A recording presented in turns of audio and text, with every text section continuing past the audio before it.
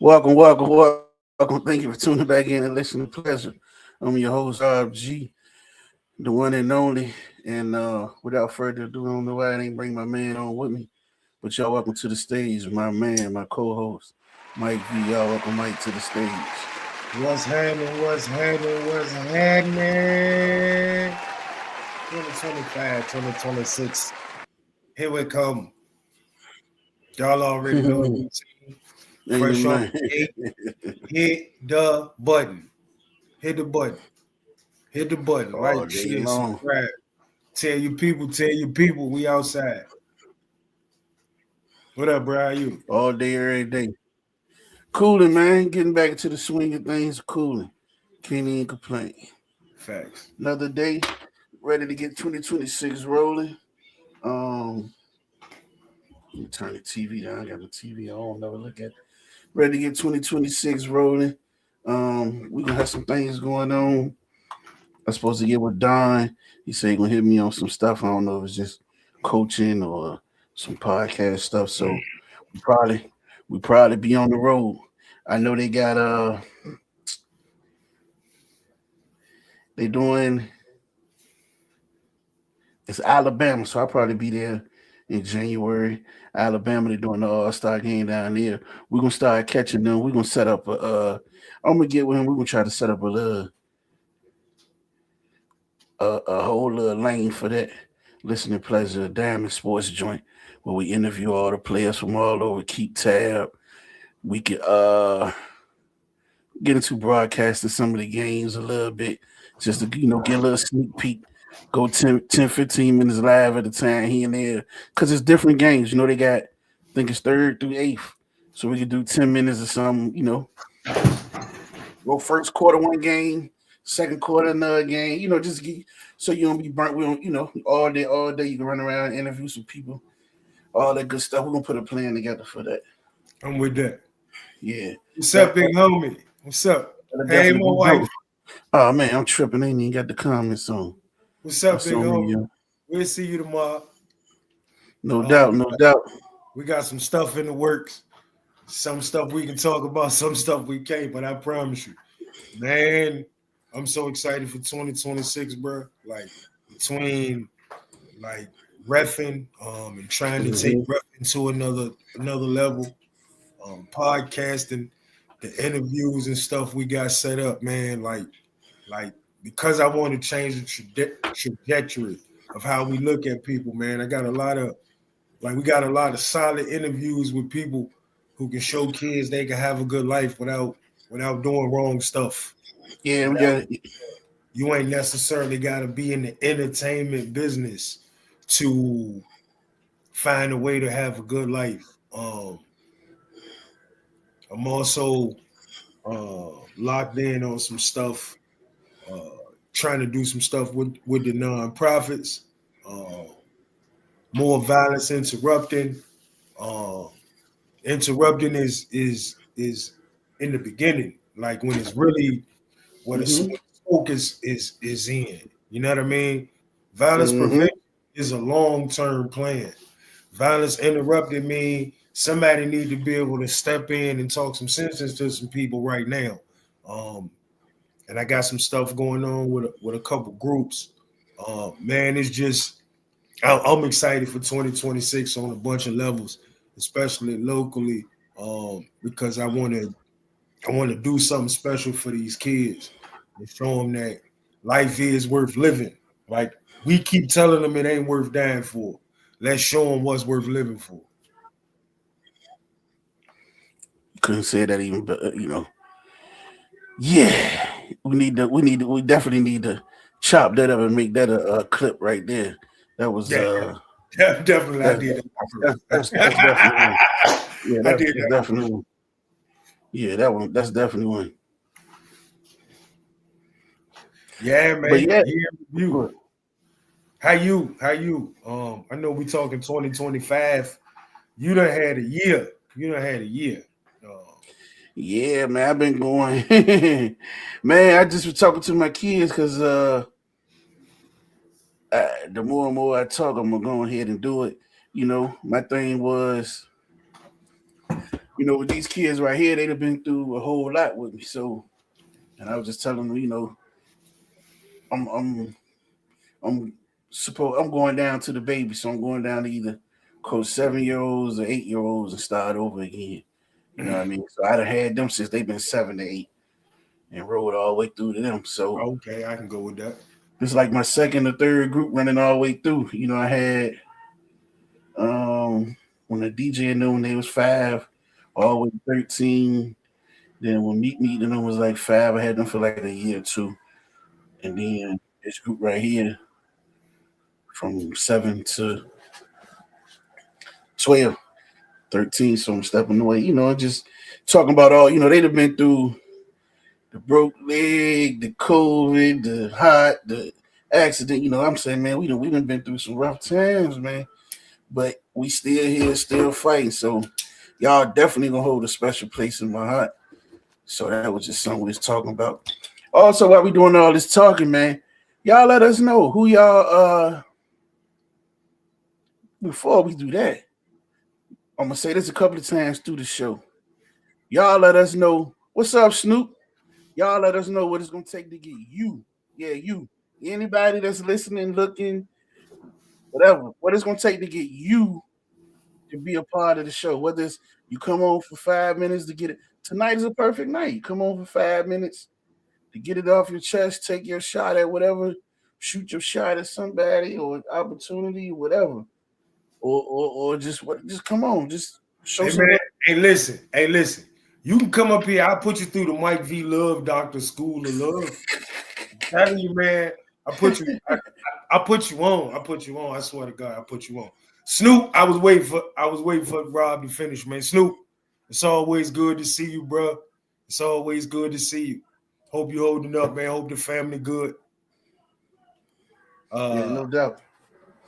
What up, Vonda? Vonda, you here every week. Like we know you gonna be here. Yeah, man. Dre, what up? What up? Dre, what's up, Dre? But yeah, man. So like we said, we talking about the year wrap up. Also throughout the show, listen, we family, man. I'm one of them dudes, man. Anybody know me, man? We always can talk about what it is and make you better. I take constructive criticism and all that. I ain't just gonna be like, oh, okay, move on, be like you hating or whatever. I'm gonna take heed. I may not do everything you say or even respond, but I'm gonna listen to it to see and look and see what's up with it. You know what I mean? So along the show or whatever, tell us what you think you can see to make our show better. You know what I mean? Things we could do to improve our show. We always could use that. Any tips you know about podcasting? Like I said, man, I'm new. I ain't know nothing about it. I just brought me. Well, I didn't even buy I was talking about it. My lady at the time brought me a little setup. Everything I got right now, she didn't get it, and I went to work. You know what I'm saying? And listen, all y'all know me. Everybody in here know me. I'm just a nigga that like talking. Rob gave me somewhere to come talk, man. I love talking. So like, it is what it is. But I will say on that topic, like it's this big misconception, right? Like people don't know how to take constructive criticism. And people will say stuff like, well, don't be mad at how I said it to you, as long as as you get the message. No, it's kind of a little bit of both, bro. Yeah. What up, Donnie? What's up, Donnie? Yes, I don't care what you say to me. If you say something the wrong way, you can be 100% right. You come at me disrespectful, man. We at war, and I ain't listening to none of that goofy shit you talking about. Just being honest, and one of the reasons for me is I don't have to be respectful. I'm extra respectful to every human I come across. I could be not respectful and take whatever consequences come with that, and I'm cool with that. And I'm super respectful. So regardless of whether you right or you wrong, you're gonna talk to me in a way that you want to be talked to, or we're gonna have an issue. That's the president of the United States. Can't talk to me crazy without me saying something. Like, yeah, my bad. But no, I'm open to all constructive criticism. Like I'm open to it because at the end of the day, ain't nobody perfect and everybody can get better. Everybody can get better. Like Mm-hmm. when we be at the games and I see the kids start turning and screaming at a kid for dropping the pass, I turn and I look and say, "Hey, yo, who your favorite receiver?" Whoever they name, I say, "Ain't he dropped the pass before?" He get paid to do it, and he drop them sometimes. You think he gonna catch every single one of them? Like, Yeah. it's just how you like, and you can be disappointed at him with dropping it without coming at him. You feel what I'm saying? Like, and it's just like, and we don't teach that enough in our community because everybody think that keeping it real mean you just gotta be mean. You know what I'm saying? I just gotta say. Yeah, and another thing in our community, I'm gonna get to some of these comments, like you just said, when you said the meme, it just triggered something about that. Like, why everybody in our community? What happened to the regular people? Why everybody tough and gangster? Like, what the fuck, man? You know what I'm saying? Why is you What mad at happened? Wawa at 4:30 in the morning? Everybody tough, everybody tough, everybody gangster, everybody like, nah. What that happened? When that happened? I missed it. Like I missed it, and I ain't nothing to nobody. But it's a lot of people in here. I just be looking and be like, bro, you won't like that before social media made you like that, man. Back in the days, you was nowhere to be found. You wouldn't come outside. Man, You don't know what I'm make me saying? man, don't make me go back to who I was. I know him. He a bitch too. Yeah, man. Let me catch up on some of these comments real quick. I know I'll start with Vonda. Yes, listen. Boom. Post more little shorts. I be having some chopped up, man, and I be forgetting. Also, listen, we looking for some people to join our team. If you want to come on just to do that little type of stuff, I could get you on, add you on. We could give If you you want access to the emails or to the YouTube. So your goal might be you just want to take an episode and say, my job, I want to be a part of the show to help. My job, I'm gonna come on the fan 10 shorts for every episode. Shoot, what if you do that and what if somebody else do that? That's their goal. Now we booming. So you know what I'm saying? Don, I did post that when you said that. Yeah, it's not what you say, it's how you say it. You know, no, that's the like my facts. wife I would remember say, man, Donnie your speaking to tone is Donnie. disrespectful. That's up that Speaking to time Donnie, message. it was a time Donnie and Birdie was gonna jump me on the football field. I remember that. It's a way you say things to people. We all grown to get respect. You gotta give it, and respect not given is earned. No question. No, that's the fact. Respect, and you gotta earn it. You know what I'm saying? You gotta earn it, man. And that's the thing, man. We quick to jump on the youth and say, the youth don't respect nothing and they don't this, that, and the third. But they learn it from you adults. You adults don't respect nobody or nothing. Everybody's so super privileged. Everybody want to be the big boss dog or the king of the. You can't be the king and still living like a peasant and acting like a peasant. You know what I'm Just saying? what up? So I don't know if you've seen it. I posted it a couple weeks, man, and I'm gonna start doing more lives and posting more videos like I posted today, just because it's stuff that need to be spoke on. But I posted, I had a post about it the other day, like little Nuck and them that y'all think so scary. I had them kids in my car all the time. I take them to work. I take them to school. I sit in Phoebus with them. I go to the schools and talk to them. On my mama. Ain't now one of them never disrespected me. But I give them the same respect I want from them. I don't talk to them like you gotta listen to me because I'm a grown up.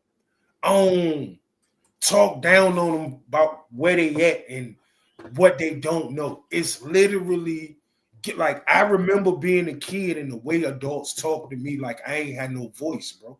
I remember Mm-hmm. that real life. I really Mm-hmm. talk to kids like they people. Like you a regular person, it's your life. Let's talk about it. With the same respect I give people who are in the penitentiary for doing some of the worst stuff in the world. And the same respect I give Pastor Brooks and JoJo, I get the same respect to all them the kids, the same respect. And they give it right back to me. Mhm. A lot of times, the reason why we feel like that with them kids is because they always on the defensive, and the reason they on the defensive is because adults do them dirty. They don't Mhm. talk about that. They disappoint them. They lie to them. They do Freaky Friday stuff to them. They beat on them. They take their bad work day out on that kid. They take the fact that they ain't where they want to be in life because they made a baby early. Man, I'm gonna leave that alone. I'm gonna leave that alone. I'm gonna leave that alone. I'm gonna leave that alone. Yeah, yeah. So Nah, you speaking. I mean, like it's a lot of adults who ain't dealt with their own trauma and then they download all that into the next generation like it's the next generation fault. Or like you supposed to. Like you supposed to. Like this how my mama raised me, so this how I'm supposed to raise my kid. But you ain't like it. And you know you messed up because of how you were raised. mhm. How would you do the same thing? That's crazy to me. That's crazy. You know you hated being embarrassed in public. And sometimes you ain't even know you was wrong. Why then show up to your kid's school to embarrass them with some pajama pants on and a bonnet? Man, that's crazy. That's crazy to me, bro. That's crazy. And then you look at this kid, like he got all these anger problems, man. He don't have no peace. He don't have no peace. Yeah. Put him in an environment where people show him love and care. I promise you, they'll be a whole different person in 4 months.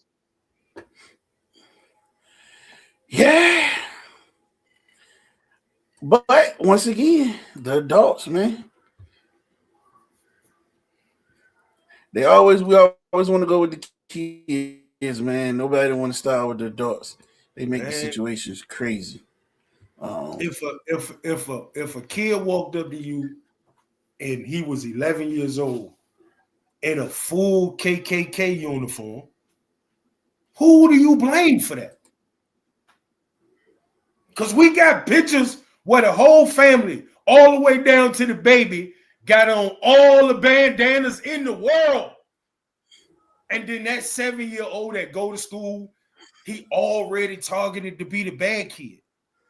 Because his mama posted that on Instagram like, that's cool. Yeah, Scott, DC Scott said stars at home. Woo-wee. Let me get my glasses right.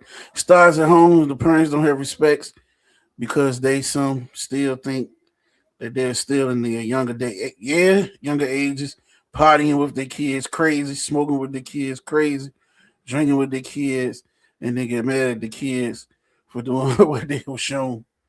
Facts. It started with babies having babies. Started with what's up, JoJo? It started with babies Listen, having babies. I can't say that, right? And I used to say that same thing, right? It's on the mentality because they was having the babies young back then too, though. You know what I'm saying? So they was having babies super young, but it was a little different though. You know what I'm saying? The mentality and what they allowed the kids to do. That too. But we also like think about what we was at the beginning. Whether we called it the Pepsi generation, the hip hop generation, we was the freedom generation. Let people just be people and do them. That started like when we was younger. Yeah, mama might have had a kid, right? Early, but like it was a whole unit. Mama could have been fucked up. It was 4 family members that took them kids away, so them kids weren't fucked up though, right? But as we got to this freedom movement, like, man, grandmama said, fuck that. They done got Viagra, man. I'm still trying, goddamn it, get a nut. No, I'm not raising nobody babies. They ain't mine. they ain't mine. Man, we don't care. We don't care no more. Like we don't care. Like I watch people. True, he said we had a village. We had a village back there. I speak on that a lot too. Go ahead. I know I watch people in our city, and if you watching, yep, I'm talking about you. I ain't gonna say your name though, right? But if you watching, I watch people go out the country on 3, 4, 5 trips a year and post all this great stuff, and your kids got to go to somebody else house to take baths so they can go to school because your water off. Make it make sense, my nigga. Make it make sense. Make it make sense. Like, and that's a true story. That's a true story. And I dare you to act like I don't know. Man, listen. Like, but then if you just know them through social media, they got the greatest life in the world. Like, and that's what social media allowed. Man, it's a lot of people who believe they are who social media think they are. Yeah. I said to start it off, social media ruined a lot of people. It helped a lot of people, but it ruined more. No, like, just like most stuff that man comes up with, when it's used for what it's supposed to be used for, it is great. But what do? We find reasons to make it not be great. Don't matter what it is. Yeah, my bad. I was responding to somebody. I met a lady who grew up on a pure tobacco farm. Shorty had been smoking tobacco since she was 7. Shorty had no problems with her lungs. She don't smoke cigarettes. She smoked tobacco. Pure tobacco coming from but the kids what they process it.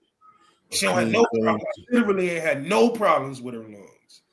Facts, everybody I know who smokes cigarettes got problems with their lungs because we did something to it to make it better so we can make more money off it. You feel what I'm saying? Like, it is, and I just use that because that's an example I know, but that's everything in our life. Yeah. Think about what a story was when we could sit in the room and play with each other and it was fun. Man, now you can talk to people through them controllers and you hear the most racist. Man, it's crazy. It's crazy. It's crazy. It's crazy. Like, yeah. Ain't nothing good. We always got to make it better. Yeah. Big facts about that, Dre, though. But the key, the people they go out and spend $300-400 on the hairdo. Like you say, the kids don't have shoes, clean clothes. They ain't wash clothes all shit.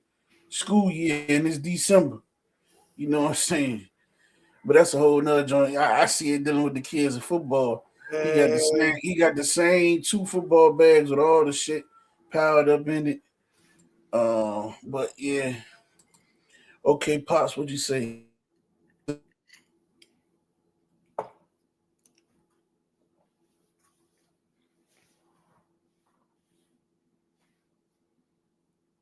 Look, Rob, you froze.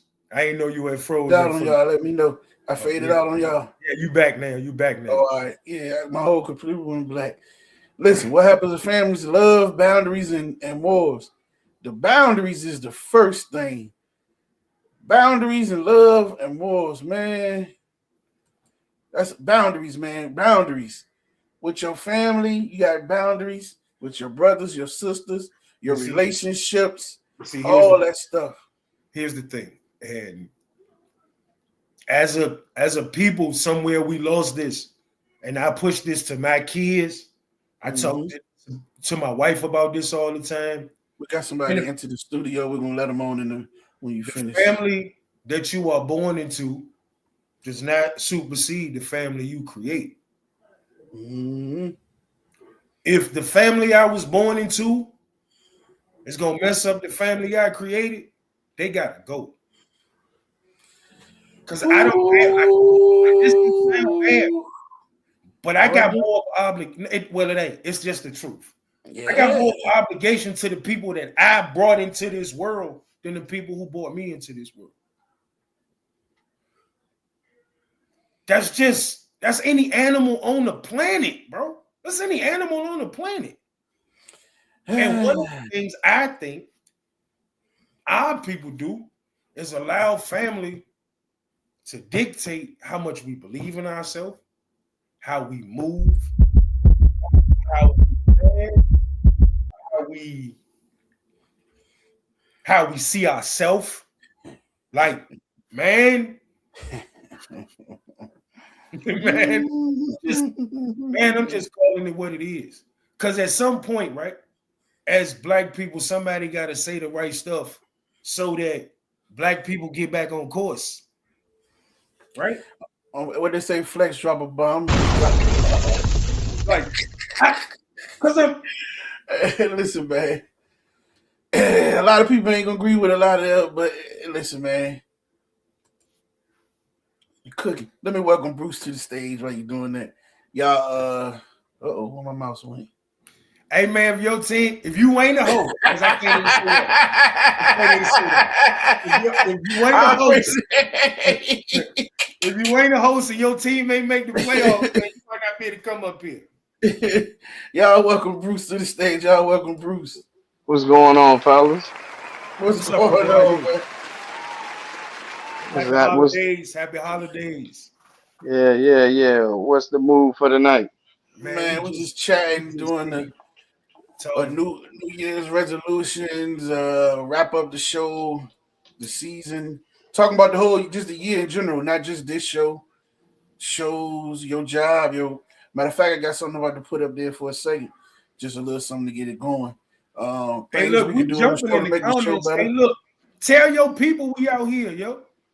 Share us, like, subscribe, hit the goddamn boom towel. Hit the button. Oh yeah, hit the button. All right, so while we're doing that, let me go back to what I was what we was about to talk about. We'll run on this for a little bit. Matter of fact, I'm gonna make it into a joint since it's so big. I'm gonna let it run across the screen so we ain't gotta take up a lot of space on that joint. Turn it into a timer. So it said, what were what were your top 3 urban anthems of the 2025?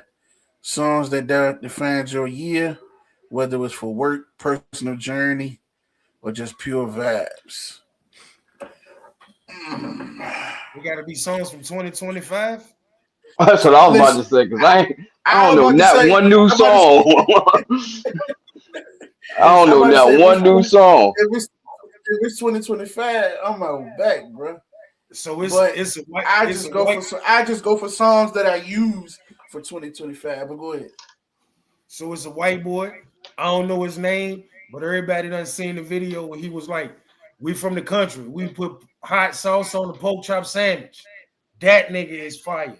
He fire. I like him a little bit. I ain't seen nothing but he sang country songs. No, he a rapper. He just okay. Like he looked like Jesus a little bit. Oh, okay. I got you.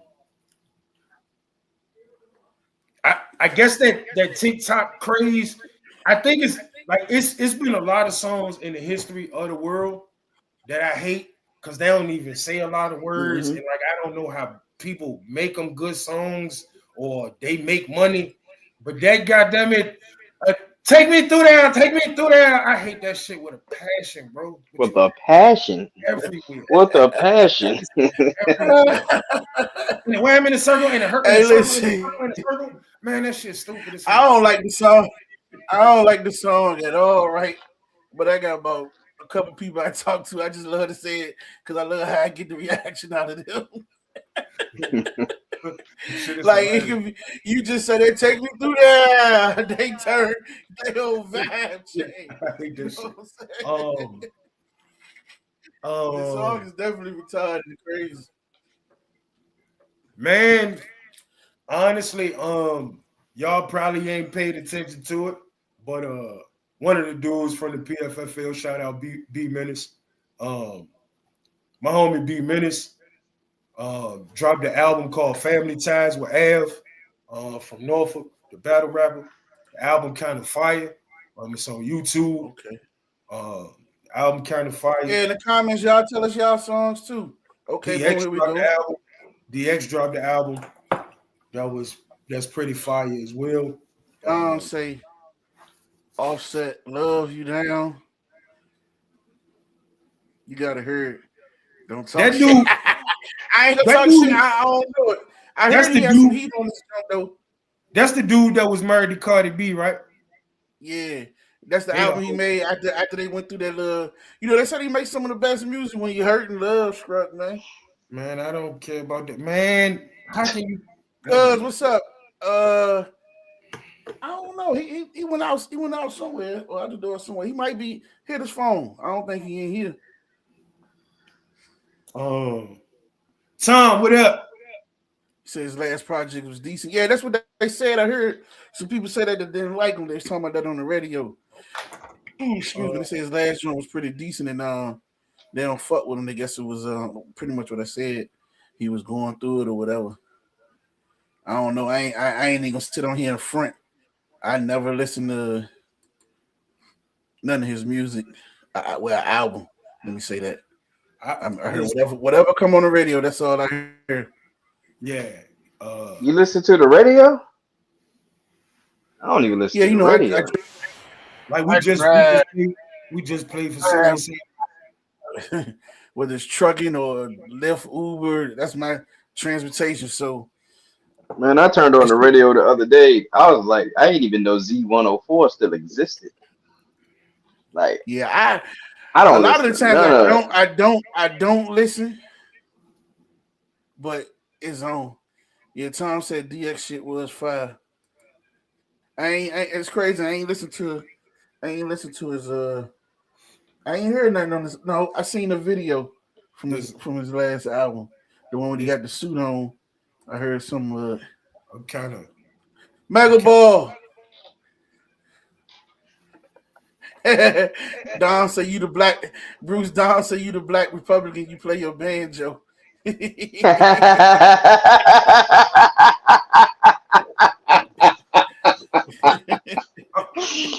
Oh man, that's funny.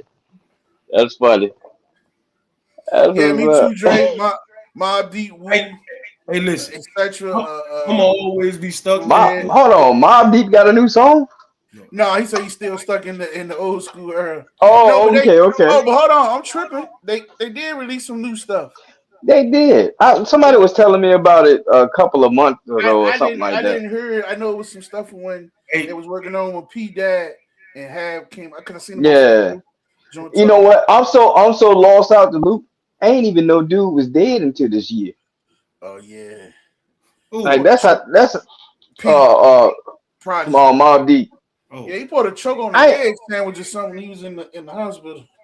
Yeah, I didn't even know he had passed.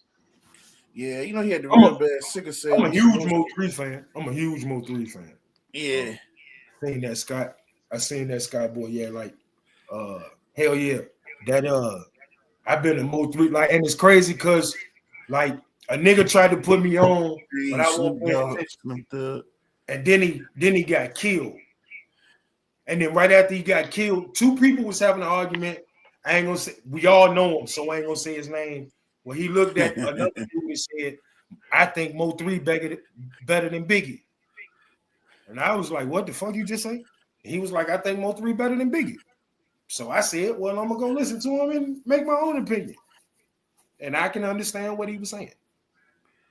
Church. I ain't saying it's my opinion, but I can understand what he's saying. Mo 3 was super talented. And a lot of his songs are hood bangers forever. Yeah. Like he dropped on Joe and Jada podcast. Listen, man. Mo 3 years dope. Listen. And don't clip this. Fat Joe say entirely too many goddamn alphabetical stuffs for me to be watching that. Like I can't keep watching that man alphabetical a little bit. I ain't catching. I know they was talking about when he was saying he was the serial glizzy eater, and they was talking about that. I'm just like but first of all, right? If you our age and you them glizzies, you goofy. Yeah, you goofy. I've been eating hot dogs my whole life. Second, you want me to believe that me eating a hot dog make me look gay, but you looking at me, picturing a man's male part, and you want to take a picture and joke about it, but I'm the Freaky Friday dude. Man, some of y'all girls put y'all in. Man, what? Yeah, let's get. I'm gonna move on, man. All right, let's go on to this, man. So before we keep going into all this, like, let us know down in the comments. A lot of people set New Year, as they say, resolutions and goals and aspirations. Like, are you one to do that? You don't believe in doing that? Let us know. Like, yeah, you set goals, you don't set goals, all that. We just figured we'd talk about some of these things till somebody come on and jump with something else. I'm gonna let Bruce come on and see what he got on his mind tonight. But like, Yeah, what's a major goal or resolution you set for yourself at the start of 2025? Walk us through the journey. So I guess these ones you accomplished, something that was big. Anybody, anything. Mm, um, it's a good I one. got married to my person. Like, it's probably Yeah. it's probably the dopest accomplishment I got, bro. I got married to my person. Like, and then on top of that, we had to go to No have question, Dre. we had to go to have two vehicles by the end of the year, and we ended up reaching our goals. So like from yeah, but like marrying my person, like I don't think people get it. Like we went on our honeymoon 2 months before we got married. Like we so different than human beings are. This shit is crazy, but this shit works so we're like bro, I swear to God, she the puzzle piece for me, and like it was. That's all that matters, though. And like somebody asked me why I got married, right? And like I'm a win in life, right? And ain't nobody else supposed to win with me but her. And I don't want her to ever think that nobody else gonna ever have a chance at her spot. So let me Mm-hmm. go give you my last name so we can solidify this. Like it was literally that simple for me. Mm-hmm. That's what's up. Uh, I guess for me, it would be, well, a lot of people don't know it, but I switched careers and got out the automotive industry. And me moving up in that industry was one of my biggest goals, in which I accomplished. I can't even remember when I accomplished it, but it was a couple of months ago. That was one of the that was really the only goal that I set here recently. I don't believe in New Year's resolutions, for one. If you're gonna set a goal for yourself, why pick a particular day to do it, or say, "Hey, I'm gonna start this at the beginning of the year"? If it's something that's gonna be beneficial to you, start it immediately.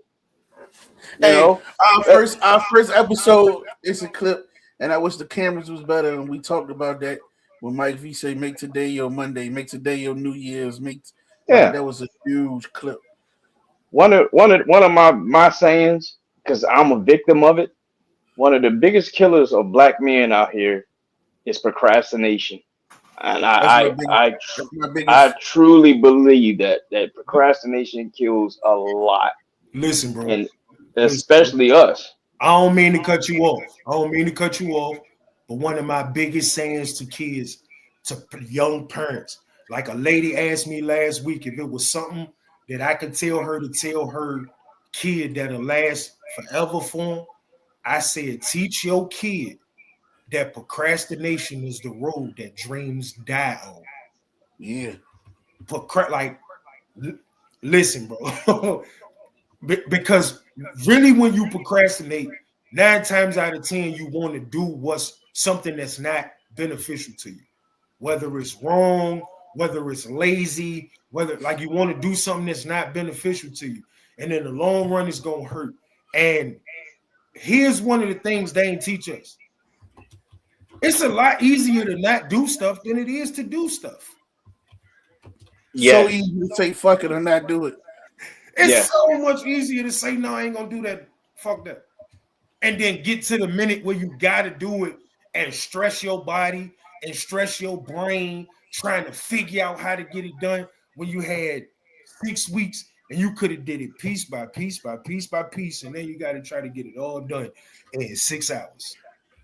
and a lot of the times we get settled in continuously do stuff like that because whatever we procrastinated on just seemed to come out and work out that way. It worked out to everything's fine, So you think and you special? that could, You think you the exception to the rule? Fuck that! I can do this all the time. yeah, exactly, I'm telling you that from experience. exactly. If I ain't never got to study and I can get B's, why would I ever study? Yeah, but life, you gonna be a B person. And that's a reason why I wanted to do what I did in my career as far as moving up because I'll be 100% honest with you. I got lazy. Like I started sitting around and just not doing anything, and I was like, you know what? I ain't never been this way. I ain't no need to start it now. So that was one of the main reasons why I said, hey, I need to do something to set myself a goal and to further progress myself. So yeah, like I said, and Hey, what? go ahead. Now, Scott, I think this is you using this for a good New Year's resolution. This is an everyday resolution. Just his thing. He say just leaving all fake people alone, family, friends, and whoever else interrupts my peace and getting right with my higher power and getting back to making me happier. That should be your goal every day. If more people do that, this would be a way better place, man. And if you don't love yourself, you can't love nobody. Like I had a person get mad at me one day for saying, I don't Yeah, love see, nobody more than I love myself. I don't love nobody more than I love myself. Because I can't be what I need to be for people if I ain't 100% like the person I am. Like the person I am is Steaming Beaming, what's up, dog? Yo, yo. My like bad, if Mike. I needed validation from other people to be me, I would lose my goddamn mind, bro. I would lose Mm, my mind. I don't like. mm. I swear to God, I walk my path the way I walk it, and I know it look weird to a lot of people, and I'm cool on that because it makes me happy. The people around me know who I am. Man, that's all that really matters. Like, and one of the things, like, we hit on this a lot, and I like hitting on this a lot. Man, family, like, it's a big difference between kinfolk and family, man. Don't let people who share your DNA make you feel like they're your family if they don't act like your family. They just your kinfolk, and that's cool. Ain't nothing wrong with my mama and your mama being sisters and we're not seeing each other at the appropriate times when families see each other. Ain't nothing wrong or kinfolk see each other. Man, Mm. but I'm also not gonna let my kinfolk disrespect my family. Period. Yeah, can get down with that. Definitely can Yeah, get down with that. But to just continue enjoy what I life. was saying, other than the progression of my career, one of the things that I wanted to do, and it's some more recreational shit, was go to a good amount of football games. And I went to 3 football games this year. Like doing stuff to enjoy myself a little bit more. That's Yeah. yeah, yeah, because you know, life's short.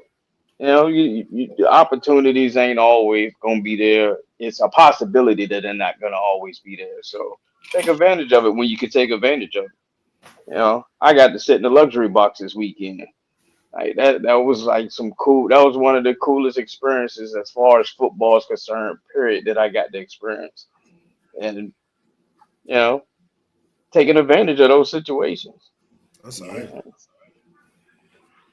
It's Yeah, man. some It's a cool big stuff difference out here. between family and relatives. Big, big, big, big difference. And you put yourself in a position where you can enjoy life. You're supposed to. Like Yeah, when we talked about procrastination, right? Like you said, you want to procrastinate, and the moment you felt like you started becoming that, you had to make a change, right? Like, and the funny part about that is the person that said that I need to go out and do stuff more was my own child. Like, why don't you Mm. go do nothing? Like, I was like, who are you talking to? But you know what? You're right. So yeah, man, enjoy yourself. I'm gonna cut it Yeah. short, but I'm gonna say this before I go. All right. Okay. like Mike said, don't let nobody change you from being you. You know, everybody's not gonna 100% agree with everything that you do. Some people gonna look at the stuff that you do is wrong, or the way that you're thinking is wrong. Continue being you. As long as you're comfortable with being you inside of you, that's all that matters. People gonna come and go. It's just part of life. Facts. That's the facts. But Hey I know where man, I'm at. I'm about to hit the hay because your boy is tired. man, we So, appreciate you for jumping on, man. hey, no doubt. Always. Continue success with the podcast, fellas. You know, Appreciate- I'm here. Just hit me up. Let me know. I'll always be willing to jump on. Absolutely. Appreciate you, All bro. right, man. We Happy All New right, appreciate Year. fellas. you. So to piggyback what Bruce just said, like a lot of sayings I get it come from my brother-in-law. I love that man. That man was wise above his years since we've been babies, right? And Mhm. one of the things that he made me understand when I was doing my moving company, and I was trying to bring everybody with me. Everybody who started the race with you ain't gonna finish. Yeah. It's just the laws of it. And if you try to drag people to the finish line, it's gonna might stop you from getting there. Oh, yeah, let me catch up on this comment. Let me see. Dre said I don't have New Year's resolutions. It's just every day. Yep, just right. Every day goes. Started my own lawn care business. Yeah, I see you doing good. I see you Yeah, doing man. good. Upgraded my equipment. Bought a house a few years ago. Waking up to see another day. Yes, yes, yes, yes. Hey, listen, that part you just hit right there, hit home because I was just on the way in. Let me get to this. See what's it's not really resolutions, but just working on better, being better in every way. Yeah, facts. But the simple part is, man, I started the show because we was talking about. I was texting somebody talking about something that's on the way in. D, when you go through certain near death situations, you know, man, the waking up, being here, hit a little different, man. You know what I mean? Like, so when people say that, you know, you sometimes you just like think, ah, man, they just trying to be extra. Talking about they thankful for this, then, nah, bro. It makes a difference when you realize you was almost out of here, or you had to fight to still be here, and somebody else in your situation ain't make it, and blah, blah, blah. All that makes a difference. Shit, if you ever been your lungs or anything fucked up and you gotta fight to breathe when you on oxygen just to take your breath. Like I'm talking about just sitting right here. Like it was for a couple of weeks. I couldn't even get out a whole sentence on oxygen, like a couple of words, and that was it. You know what I'm saying? Like both lungs. Man, I don't even want to go through it, but so little things like that do make you appreciate life more. And yeah, man, it's a lot of things we take for granted, bro, till we get in that It's, situation. no, in a lot of different ways. Like in so many different ways. Like if you think about what I'm saying, uh the same people who will tell you there's no reason to call the police when one Yeah. when something happened to one of their relatives, they'll be mad at the police for not doing no work. They ain't finding them fast enough. Man, I thought you didn't even call the police. Man, ain't no reason to never call them. Like, people just say stuff. Like, your brother, and I wish he was up here because he might remember it. It was a situation he went through, and everybody told him he shouldn't have went through it. And he said, and I remember this like it was yesterday, and Ali B and them, everybody in my life can tell you I've been using this saying since he said it that day. He said, man, the person ain't never did nothing till they did it. You might know Yeah. what situation I'm talking about now, right? Like, Yeah. right? A person ain't Hey, never. listen, It's easy. I heard another dude say that, and it was on the strength of it was a situation. Well, I ain't gonna go back. It was a situation. This situation, I'm talking about this person. We was all together. You know, it's like all us hanging together here to get to fighting. We ain't tussling and fighting. You can call it fighting. Some blows did exchange. And one of the guys ran to the car to grab the gun, and the other dude took off. And everybody say, "Ah, what you running for? He ain't never shot nobody." Yeah, And he said right. that same line. He said, which was a little. He said the N word, and they ain't never done nothing till they done it. You know what I'm saying? Yeah, and I ain't gonna be that first one. So you know what I'm saying? That make all like, man. When we was kids, it was these books called Amelia Bedelia, and she was That's like right, the Pop. person. Like, no matter what you said, she took it literal. And Yeah. certain stuff you can say to me, I'm gonna take that as plain as you said it. And it made Yeah. all, and the next situation that person did something. You feel what I'm saying? Like, what are we talking? So I always look at the person, people who don't never go through nothing, who ain't never like, would you be like, that's one of my conversations, the R. Kelly conversation. If your daughter was one of his victims, would you still be telling people to listen to his music because it sounds so good? If your daughter was one of them girls who was on Surviving R. Kelly crying, I ain't even never seen it, and I know they was crying because of what a predator did to her. Would his music still sound the same? Mm-hmm. I don't, man. People kill me with that, bro. People kill me with that. Like, until something happened to me, it ain't that serious.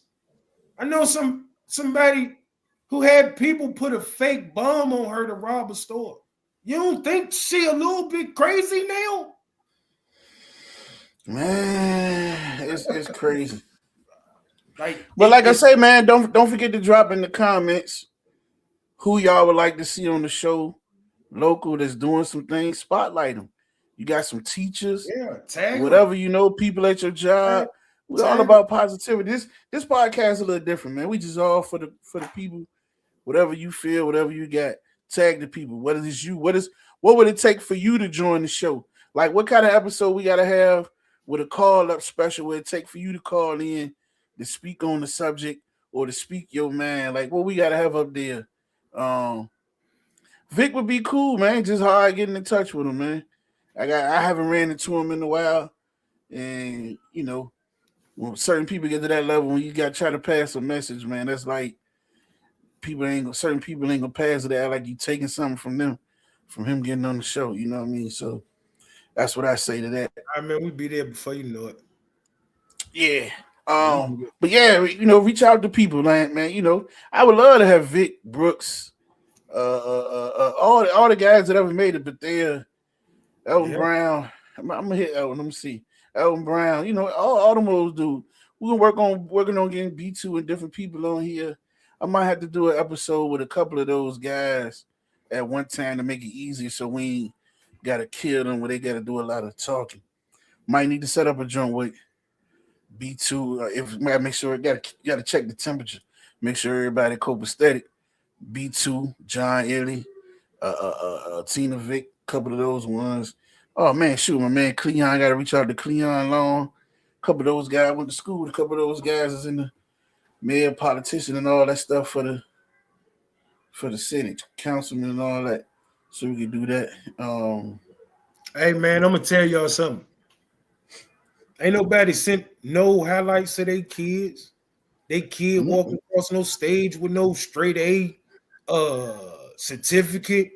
Your kid doing no community service. Like, man, it's really different here, fam. It's really different here. Like 2026, it's gonna be a lot of spotlighting. It's gonna be a lot of spotlighting. And don't get caught trying to catch the train now that it's really, and you running behind it trying to catch that last little car to get on it. Like, we really do it for y'all. Like, it's gonna be a bunch of new people. Comments gonna be everywhere. We still gonna be doing it for y'all because y'all in here. Like, I promise you. I agree. First of all, if you getting over the flu, FLEW, you probably should be at the airport. And whoever your English teacher was, she won't really. I didn't even see it at first when you said it. I'm like, what are you talking about, man? Because that man's special. That man's special. Yeah, I just seen it. I just seen it when you said it. I looked up to see what you was Like, talking about. but man, it's like it's literally my dream. I don't think people really understand. Like my favorite rappers of all time come from the city. My favorite boxer of all time come from the 757. Like, man, he come from the 804, but you know what I mean. Man, like, I just want, like, I was telling one of my mentees as I was taking them to work the other day, riding downtown. It's so bittersweet. Because that's what I always wanted to see my city be. Building up, money coming into the city. The city look like it's growing, yo. It looked great downtown. But all my childhood memories gone. All of them. I can't turn and point to you and say that's where they jumped me at in the Harbor Homes field. Because I can't, like, what is Harbor Homes now? You know what I'm saying? Like, yeah, but it's also super sweet because I'm glad to see my city growing. And like, it ain't just for these people who putting up shops and stuff, bro. I want to see, like, I'm really watching people I grew up with start clothing stores, have real business, be real estate agents, I want a spot like that. Whether you got a tax business, a lawn service, man, if you want to come push your brand, you want to try to make a commercial, man, get with us, bro. That's what we here for, bro. Exactly. Like we done showed up to events, like we won't charging people. We just showed up. People was having a positive event. Nah, man, can we come? And then we just showed up. Like that won't know, let us get some money or none of that. Like that's us. Yeah, we're gonna get out. We're gonna get out more. Like, listen. So, like he say, when you got, you doing giveaways, food drives, toy drives, stuff you doing in the community, hit us up. Yeah, we will show up. We will pop out, and we'll be at those events, time permitting, whatever we got going on. Whether it's both one or somebody else, the podcast, you will know. They're gonna be representing listening pleasure. We will be there. Like, so, and we did get hit with a perfect opportunity that we wasn't prepared for. It was last minute, and it was a great opportunity. And I appreciate the brother. With a preacher? About a preacher? We ain't have an episode about a preacher. I know what he's talking about. I came and we was talking about church or something, and we was getting in on them doing certain things. We go in on anybody. We speak truth of what we feel. And you're right, preachers do need Jesus. They need to realize that too. They need to recognize nobody. And listen, that's why I like the guy Terry, the guy be showing you Terry and Anderson. Boom, there you go. It's Pastor Joe now too, ain't it? Who? And Joe, understand. Y'all taught us Bishop. Oh, Bishop. My bad. Yeah. No, my bad, Bishop. Listen, understand. Y'all taught us that book too. And I do understand. Many are called, but few are chosen. Yep. Like, man, there's a lot of people out here faking the funk. Yes. It's a lot of people faking the funk. Downtown need a bagel shop. Yeah. Definitely want y'all to pop out 2026. Yeah, we got to do that. This guy here, man. I told you that man is crazy as hell. I was trying. Somebody did send me a video, man, but I don't know how to. I was trying to put it up here while I was talking the whole time, but it ain't coming through. Let me see if they sent it. No. You want to shoot promos for the show, upcoming shows? Let us know. Like 2026 gonna be a year, yo. Like we moving forward in a whole different way. It's gonna be some sit down interviews with some people where we actually in the same room having a conversation, just kicking it, man. And we got some, like he said, man, tag your people. I didn't touch bases. I'm trying to get the snack guard up here. I got young Alkaline, Carlos. His story dope. I got a few people. Well, we have a few people lined up to tell the story, push their brand, and help grow. Man. Because at the end of the day, like helping them grow, help us grow, and like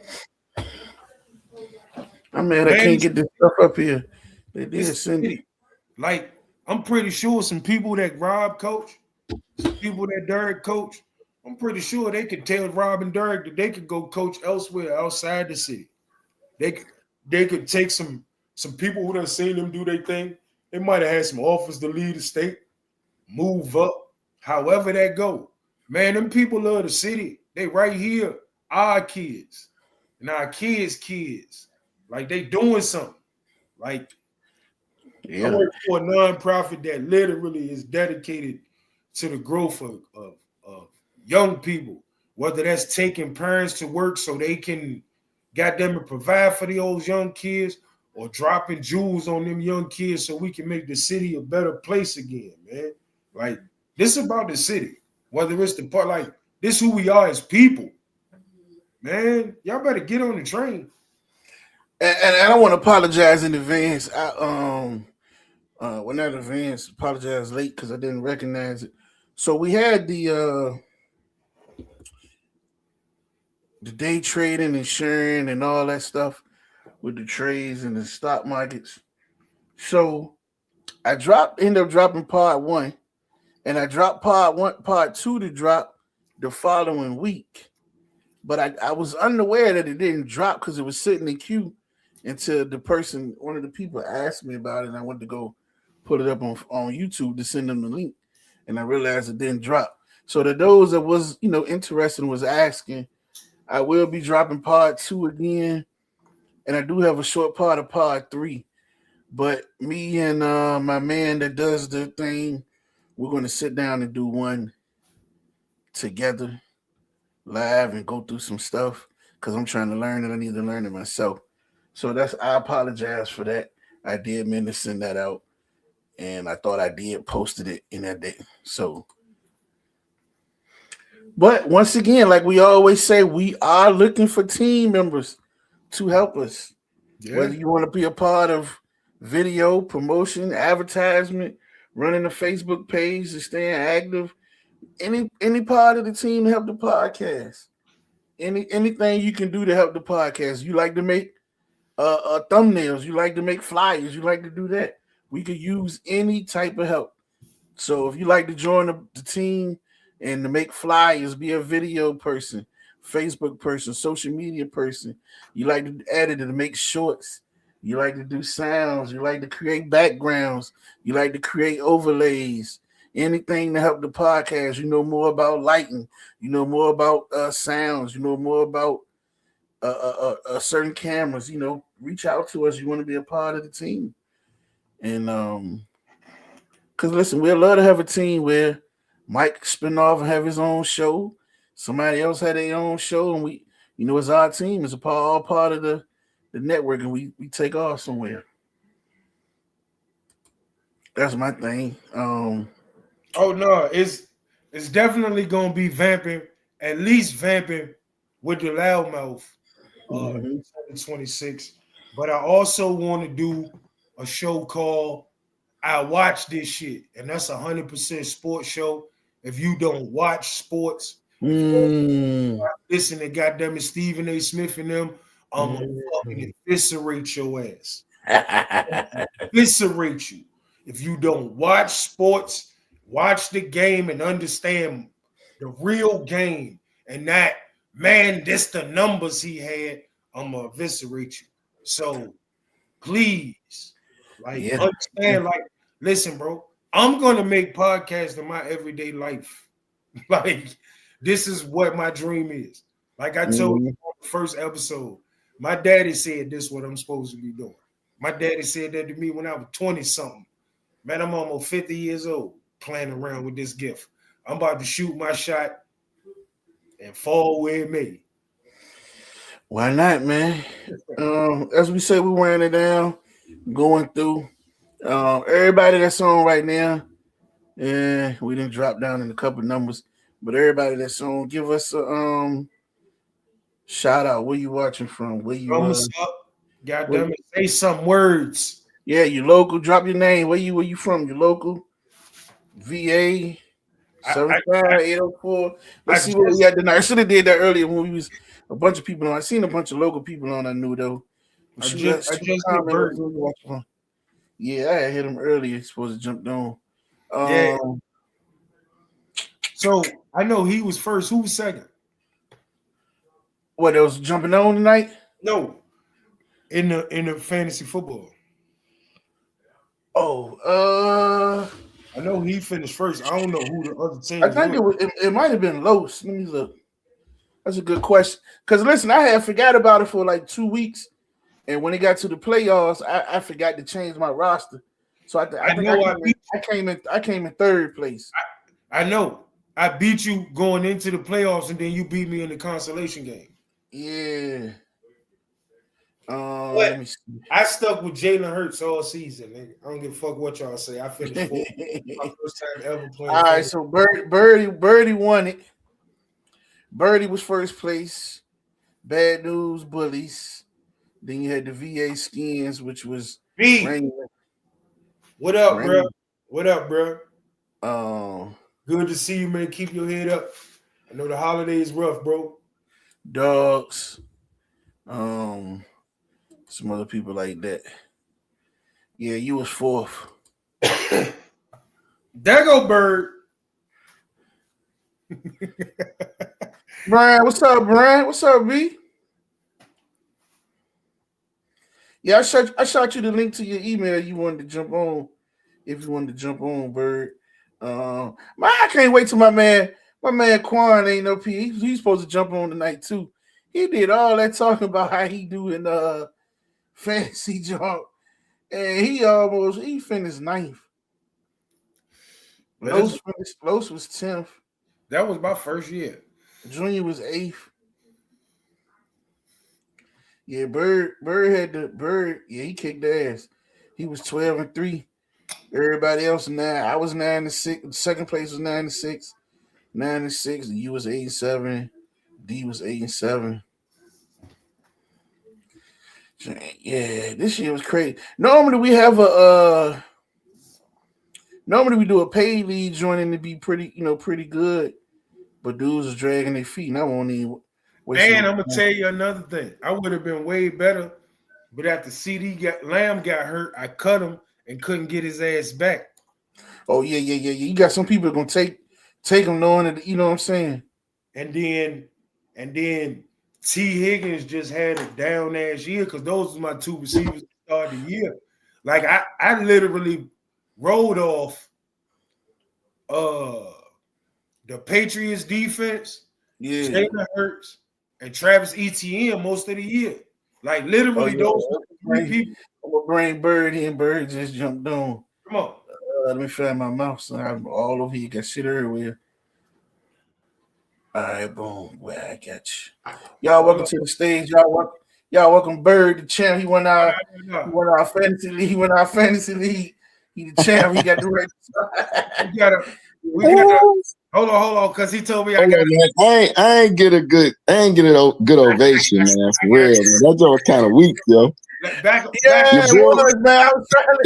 I was trying to my mouse to get your boy went 12-3 in the jump, man. Listen, yeah, dominated. They almost won by 100 points in the championship game, man. Come on, now I need a little something better than that. I ain't see that part. First, congratulations, right? But second, that was my first time playing. I ain't even know how to play that shit for real. Hey man, I should have warned you, man. Like that was my first. I ain't mad at it. I finished 4th. That mean I know I can do this shit. Like I'm gonna win next year. I ain't even worried about that. Like I'm gonna win next year. That's easy. Hey, look, man. Like if you want to win next year, this what I do. I'm gonna send you my book, man. I got a fantasy football book, man. You know, for champions. You know, so, you know. I mean, if you ever want to be a champ, this is a beginner book for you. You know, once you get through the beginner book, I give you the second level book. Then by the time you get to the third level book, I won't be playing fantasy football anymore. Then you'll have a chance to win. No. Let me look at my roster, man. So next year, what we're gonna do? We're gonna do a goddamn listening pleasure fantasy football goddamn trophy ceremony.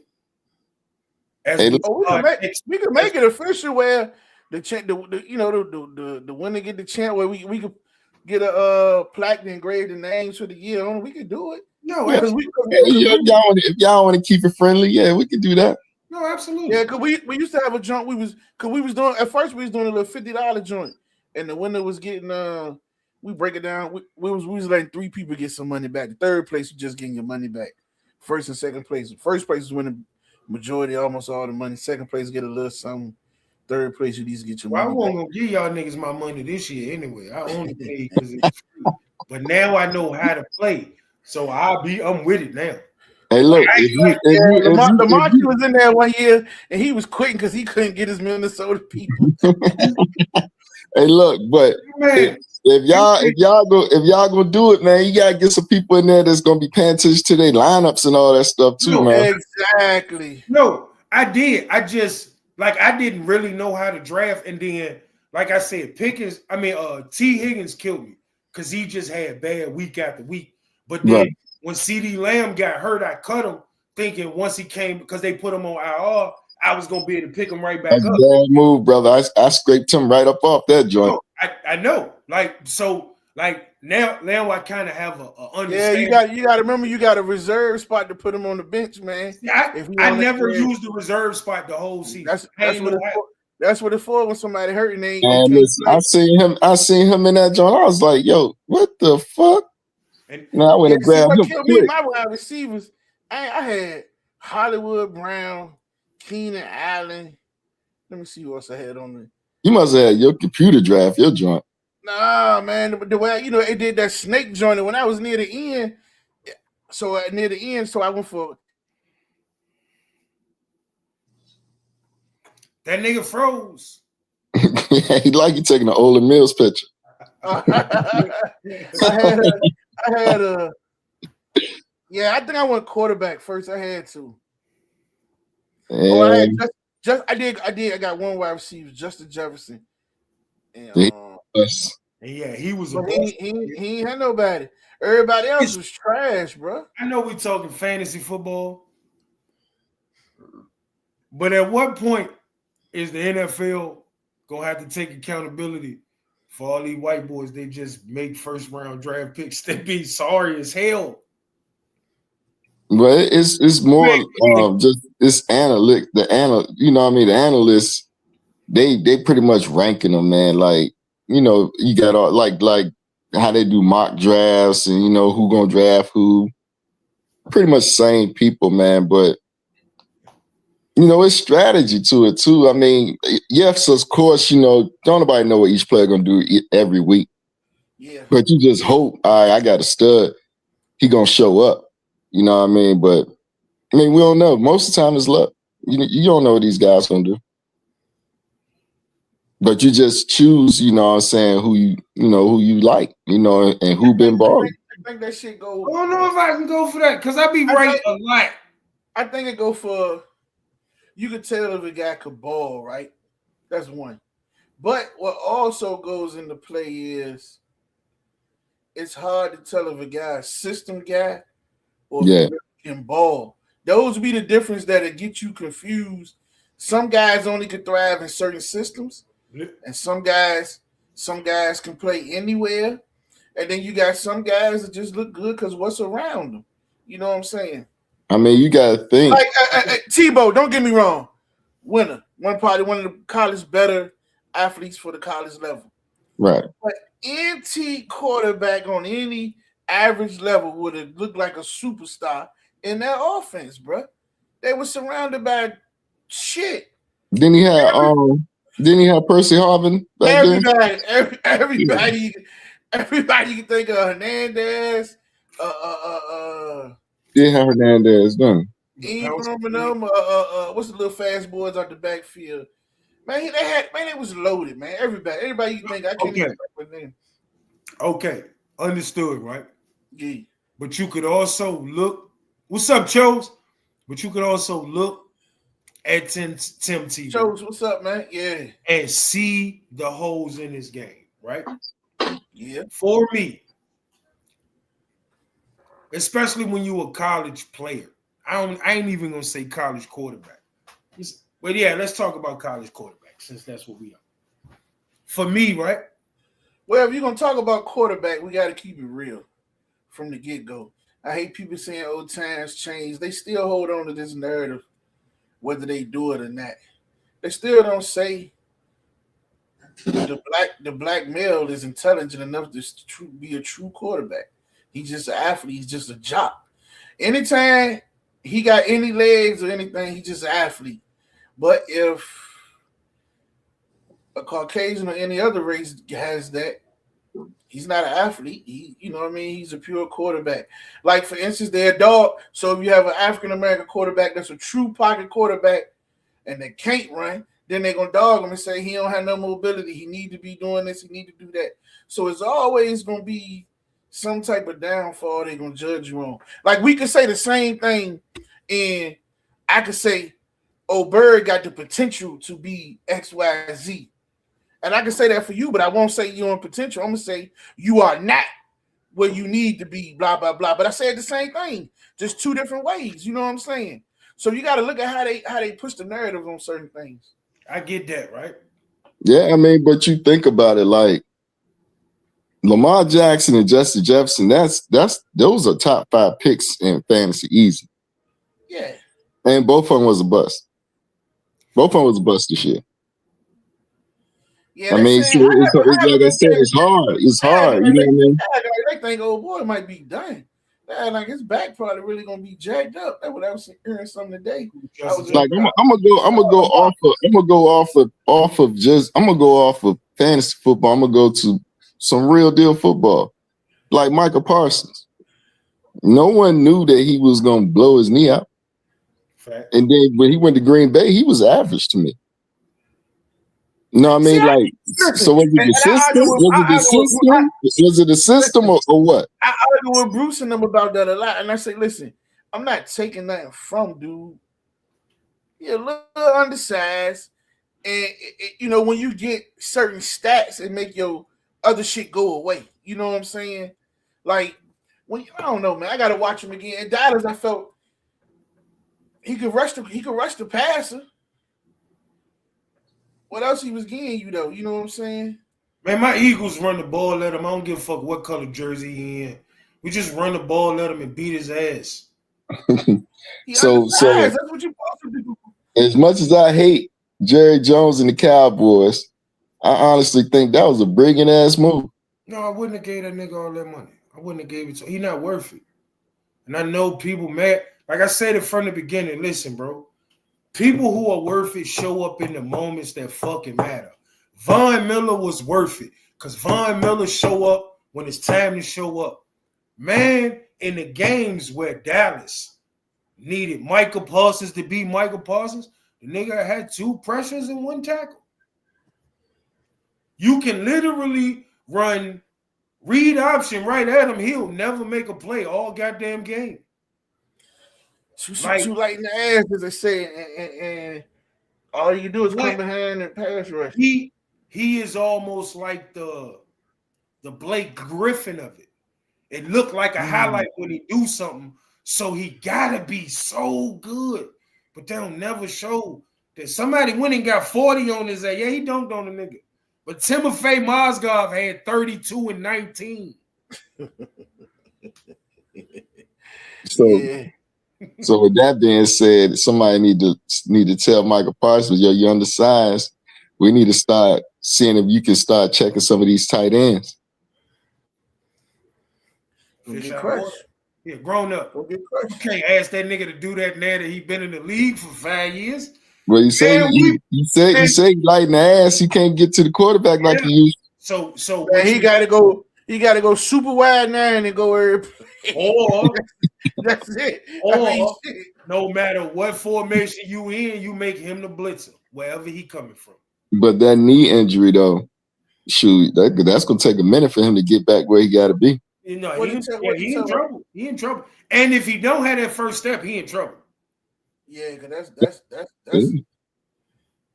I mean, because you gotta think about it too. Like, I don't know which knee it was, but whatever knee it was, he gotta be strategic on where he lined up because his first step is exploding off that side. You know what I mean?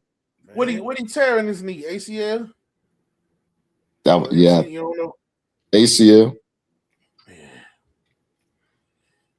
Yeah, when he went out kind of early in the year though, right? Like game week 6, 7. Yeah, it was a little bit later. It was late. It won't no later than week 10 though. I don't think it was that far up. Yeah, I can go for that. Yeah, because he coming off that motherfucker. He might could be back. He probably could play first game, but he won't be. Yeah, it's gonna be. Listen, that shit feel a little different, bro. You gotta think that's a gear injury. And even if he played, it ain't you don't feel it. It don't feel the same. Yeah, you gotta learn how to trust. Listen, even after you get on it, still, even with running and stuff, still take a year to learn it because it's a different feeling. You scared to plant off that motherfucker like you used to. Yeah, but not just the physical part; it's mental. Yeah, that's the hardest. I mean, like, yo, is my shit gonna tear again if I do this? If I do that, you know, it's mental. Like, mentally, do I trust my body to take care of me? You know what I mean? That's why I said that about. So if I'm the Chiefs, Patrick Mahomes come back, he wouldn't even play the week 5 for me. First 4 games, I don't care if he ready. You still not playing. Like, for what? And if we looking like some pure doo-doo, you might don't play the week 8, 9. You know what I'm saying? Real shit. I think that's gonna be the main reason why Kelsey don't come back. Oh yeah, he already done. He done. No, the way he shouldn't have came back this year. He was already gone. He was already gone. Mentally, he was already out of it. He was already gone. He came back figuring he had another chance to repeat doing his thing. And he said something as soon as he got hurt about, like, I forgot how he said it, like, yeah, the Chiefs and they gonna have to. It was a whole bunch of they instead of we. His conversation switched in one day. So when he started saying that, he was done. What y'all think about? That man that turned into a sidekick. Like, what y'all think about daggone Phillip Rivers, man? I really feel like that was a slap in the face to a lot of quarterbacks out there way younger than him that could be out there slinging that ball. Man, Phillip Rivers can't even throw that ball damn 30 yards for real, man. He be pushing the hell out of that ball, man. Here's what I think it was. His 5-year, all that stuff supposed to end in, like, I think it ended like this, you know, like a week after he signed. It was a buddy move. You retire, everything good. We're gonna bring you back in. You play 1 game. Probably was expecting to play 1 or 2 games, and you get that whole 5-year pension, retirement, and all that stuff again for all them kids and all that stuff he got going on. You know, it was probably something. You know, he took some cuts down the line. Somebody owed him a favor, came back to it. It's a huge slap in the face for a lot of the guys. Yeah, man. You know, like, I bust my ass. Cam Newton, different dudes like that.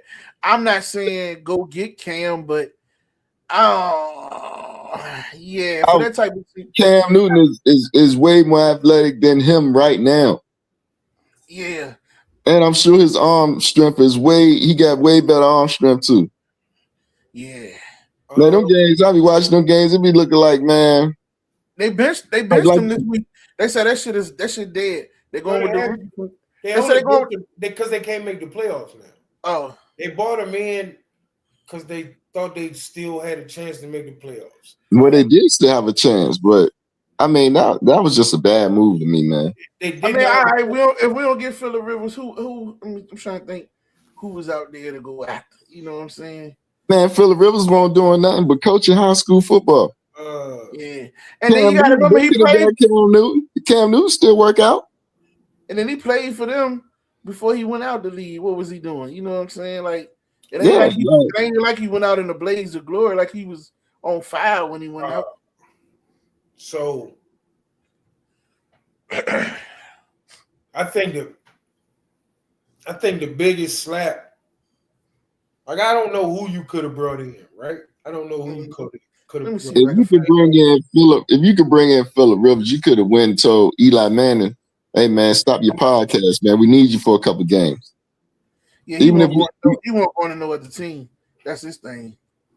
I mean, well, I'm just, just speaking out. You know what I mean? Like anybody else. You know what I mean? Like, you know who got the worst end of the shit with the Colts? Sauce. Yeah. Sauce went from 7-1 to 1-7. I mean, from 1-7 with the Jets, and then the Colts was 7-1, and then that bitch came to the Colts, and then he got them and been 1-7 since he been there. The Phillip Rivers thing is just a slap in the face to me because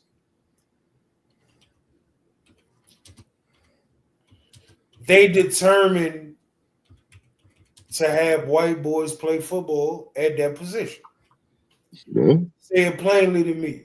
Like, I know because of how egregious it is with Phillip Rivers, but I didn't think Ryan Tannehill was supposed to have a shot after Miami. The man was fucking horrible. Fuck, he get 5 years in Tennessee too. But Jason Campbell get a different coordinator every goddamn year, and he under scrutiny every goddamn year. Yeah. Somebody to replace him. They forced RG3 to come back from injury because they told him Kirk Cousins was going to take his spot. Made him play hurt. That man went from offensive rookie of the year to not having a job in 3 fucking years. Listen, I'm looking to be at home eating goddamn chimichangas and shit. Hey, man, that is crazy. Like, but then you talk about so 20 years ago. You talk about Kirk Cousins. Kirk Cousins ain't won a big game his whole career, but look how many contracts he done got. But if Jalen Hurts asks for money, he being greedy. Yeah. Man won the Super Bowl. That's and so it's been 25 years I've been saying I think the NFL the most racist organization in the history of the world. Like, yeah, looking at these quarterbacks, man, it won't really nobody. You had what? Carson Wentz, Garbage Ryan Tannehill, Hoyer, Colt McCoy. I'm trying to scroll through a list of some people there. No, and what I'm saying is the white quarterback, like I get what you're saying. I say it. If Baker Mayfield and Sam Darnold was black, they wouldn't have this resurgence in their goddamn career. Facts. We've seen that shit happen one time, and it's Geno Smith. We've seen it happen one time with a black quarterback, and it's Geno Smith. And that was just because they ain't had nothing else left, and they didn't think he was going to do no good. I'll tell you what they should have done, though. I'll tell you what they should have done, and I was thinking they would have, but they wanted to bring in Phillip Rivers. They should have went to the Giants and either got Winston or Russell. And both of them, either one of them would have did better than what Phillip Rivers did. James should have let James came to cook, man. And let me ask you a question. Hey, I definitely would have chose Jameson over Russell, but they could have got either one. Is Tom still up here? Because I know he a Giants fan. I got a question for you. I don't know. I can't see who on here. I got a question for you. You ready? Like it's 12 people on Facebook. I can't see the other people. How much better than Russell Wilson did Jackson Dart play this year? Listen, bro. I just had this conversation yesterday. I said they jumped the gun on this dude. I said, listen, bro. He almost beat the Cowboys. He had 100 million yards against somebody. The Cowboys. Yeah. Talking about Russell Wilson, right? Yeah. When he played the first 4 games of the season, and then 3 or 4, and then they dropped him. I said, but then it's crazy. The Jackson Dart boy, what he won 1 game this year? He won 1, Russ won 1, and Jameis won 1, right? Yeah, Jameis won 1. That's about right. And I use him when people talk about the Shador winning and the Shador this, that, and the third. All his stats. I said, what y'all ain't say nothing about Dart had 30-some yards. You know what I'm saying? Yeah. But if you look, and I'm not saying dude can't ball. If you look at a lot of his shown at Ole Miss, man, he hitting dudes running scot-free wide open, bro. You know what I'm saying? Don't make it seem like he was going out there forcing the thread and the needles, getting crushed. Like he hitting dudes. Go back and look, bro. Dudes running scot-free. You got dudes looking like this, waiting on the ball. I ain't even thinking about getting hit. I'm gonna tell you. One thing with quarterbacks, though, it's a hit and miss for real. I'm gonna tell you who I thought was like that, and it was proven because he never really got a chance to play NFL quarterback, even though I think he a great coordinator, and he got my team a Super Bowl. But Kellen Winslow was like that. I mean, Kellen Moore was like that in goddamn it Boise State. Yeah. Like they acted like he was this great gunslinger.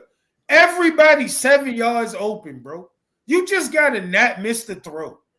You don't have to do nothing special. A lot of them boys that came from Alabama was the same way, man. We're just talking about them boys. And he had all the best talent in the world. Them dudes was average at best, man. But you, with that being said, name a quarterback in the league that's from Alabama. Yeah, playing right now. Or at least. I mean, not Fields. I mean, I feel Hurts. Tua Tonga. That's it. How many? But look at Tua. Look what he doing. Play football, nigga. What the fuck? I think Tua. I think he done. He got benched. He got benched for the rookie. I think old boy looked good yesterday. But you gotta remember too. Hurts left because Tua took his spot, and Hurts went to Oklahoma or somewhere. I think Tua will get another shot. Nah. I think he will. Well, he already got a shot with Miami under that big contract. I think it depends on the system. I think he's certified. I think he's done in Miami because I think Revenge of the Nerds done in Miami too. If they release him, I can see him going to the Jets, but the Jets still picking up a quarterback, or either going to I would say the Raiders, but they don't need him because they got Geno. Even if the Raiders brought in the boy from Indiana, he got to go to somebody. Geno done a quick system. Yeah, Geno done. Geno got to have a lot of talent around him. The Raiders ain't gonna have that for him. No, I'm saying that the Raiders go in the draft, pick up the quarterback from Indiana. Geno will still be the starter until they boo him out of there, and then he's gonna be the backup. So it wouldn't be a point for Tua to go there. Taking Geno job out the gate. If they get the Indiana guy, Minnesota need to be looking for a quarterback. No, ain't no think. What the fuck you mean? They need two. I'm gonna tell you who I think perfect for Minnesota. Jameis Winston. Yeah.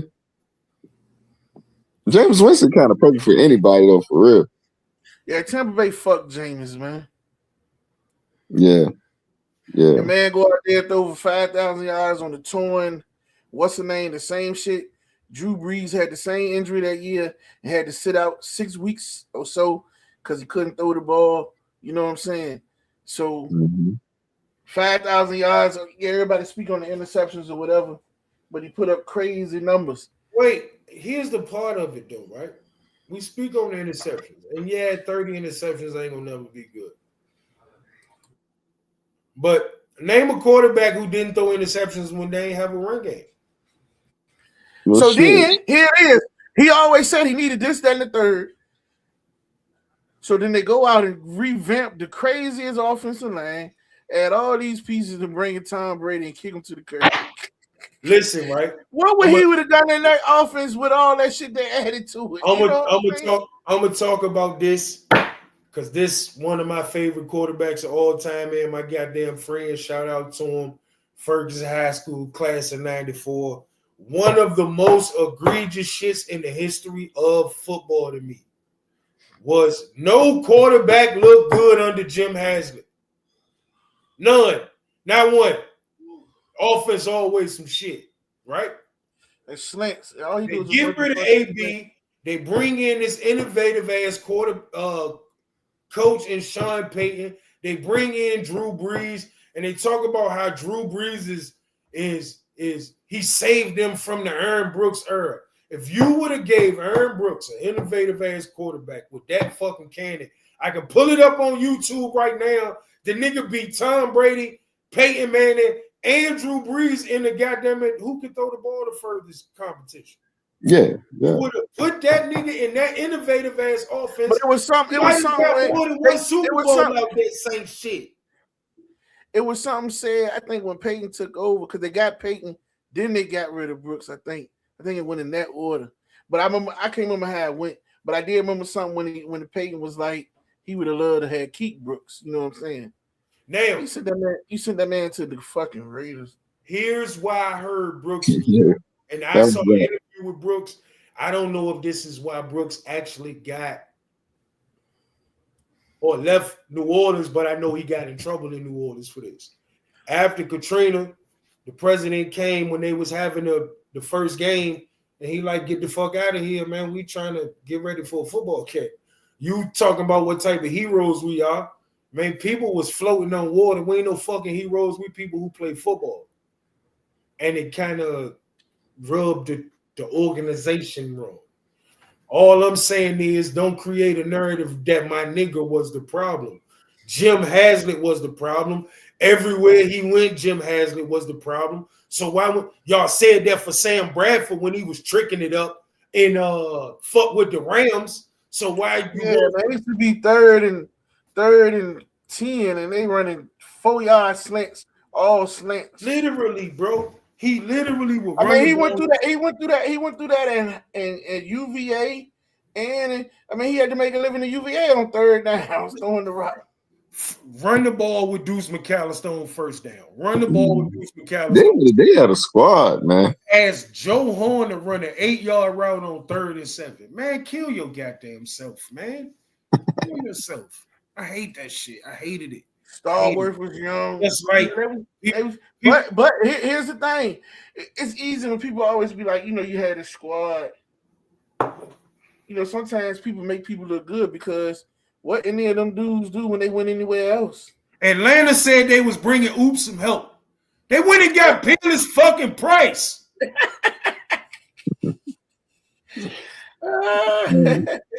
got some help now. Man, Atlanta won't trying to spend no money, man. They said, man, run, nigga, run. They went and got Peerless Price, bro. They won't spend no money, man. And then after that, they went and got Joe Horn when he was 113 years old. Yeah, like that's what I'm saying. Some of them dudes made them dudes look like something because, like I said, Starworth and all them dudes, what they do when they left out of the Saints. And he probably what was the tiny name? Algie Crumpler or something like that.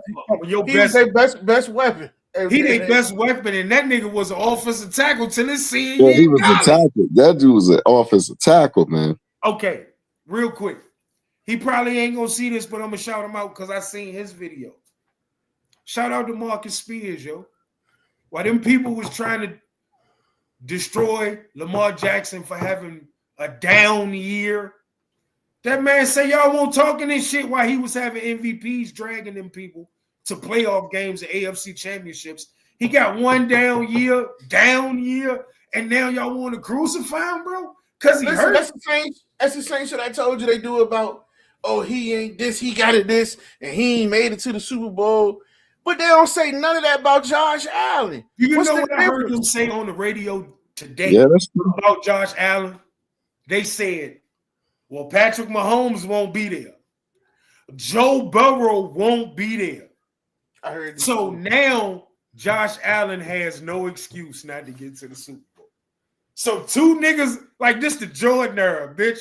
Two niggas can't be in the playoffs for you to make it to the Super Bowl. Jalen Hurts supposed to be a bum. He been there twice already. That's why I hope I hope for whatever reason, Lamar and them get their shit together and they beat their ass and they make it, man. Hey, bro, I swear to God, I was sitting here today. And for as much as I root for Mike Tomlin, bro, I want Baltimore to win so Lamar can go to the Super Bowl. Yeah. So he can shut niggas the fuck. He ain't getting there with that team though. They can. Listen, the two teams that's supposed to be the best teams in the AFC both got second-year quarterbacks. I don't trust neither one of them when the game on the line. Yeah. So the AFC. Well, to me, New England got an asterisk beside their name right now because their schedule is so weak. No, but they supposed to be. My bad. Supposed to be. It's supposed to be them or Denver. Yeah, but then with them with Buffalo, all right, yeah, they beat Buffalo, cool. You know what I'm saying? But I just can't give them everything they need right now because of the schedule. I agree with you. That's why I don't trust in that shit. I know exactly what you're saying. I don't trust in that shit. Yeah, definitely got to see more. In no way, shape, or form. And if you want me to be honest, I trust Sunshine more than all that shit. You trust Trevor?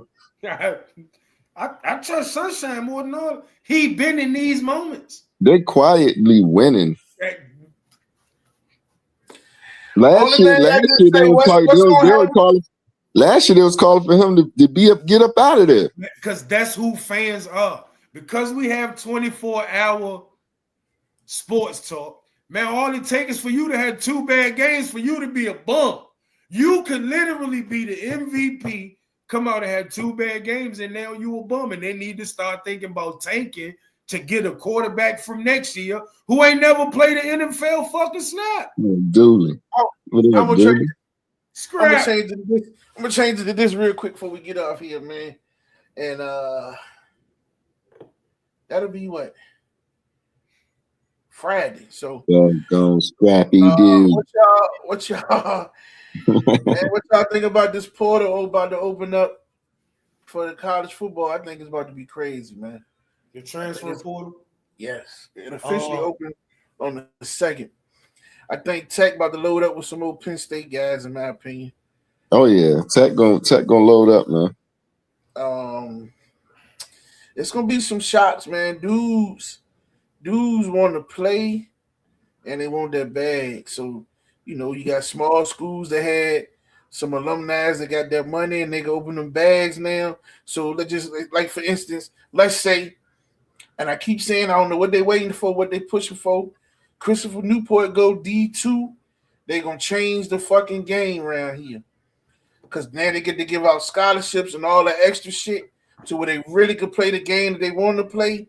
Get some of the kids they want to get. Oh, they're gonna change the fucking game, bro. Yeah, but you gotta know who Christopher Newport is. They not built around their athletic shit. Yeah, but they changed their campus and their structure.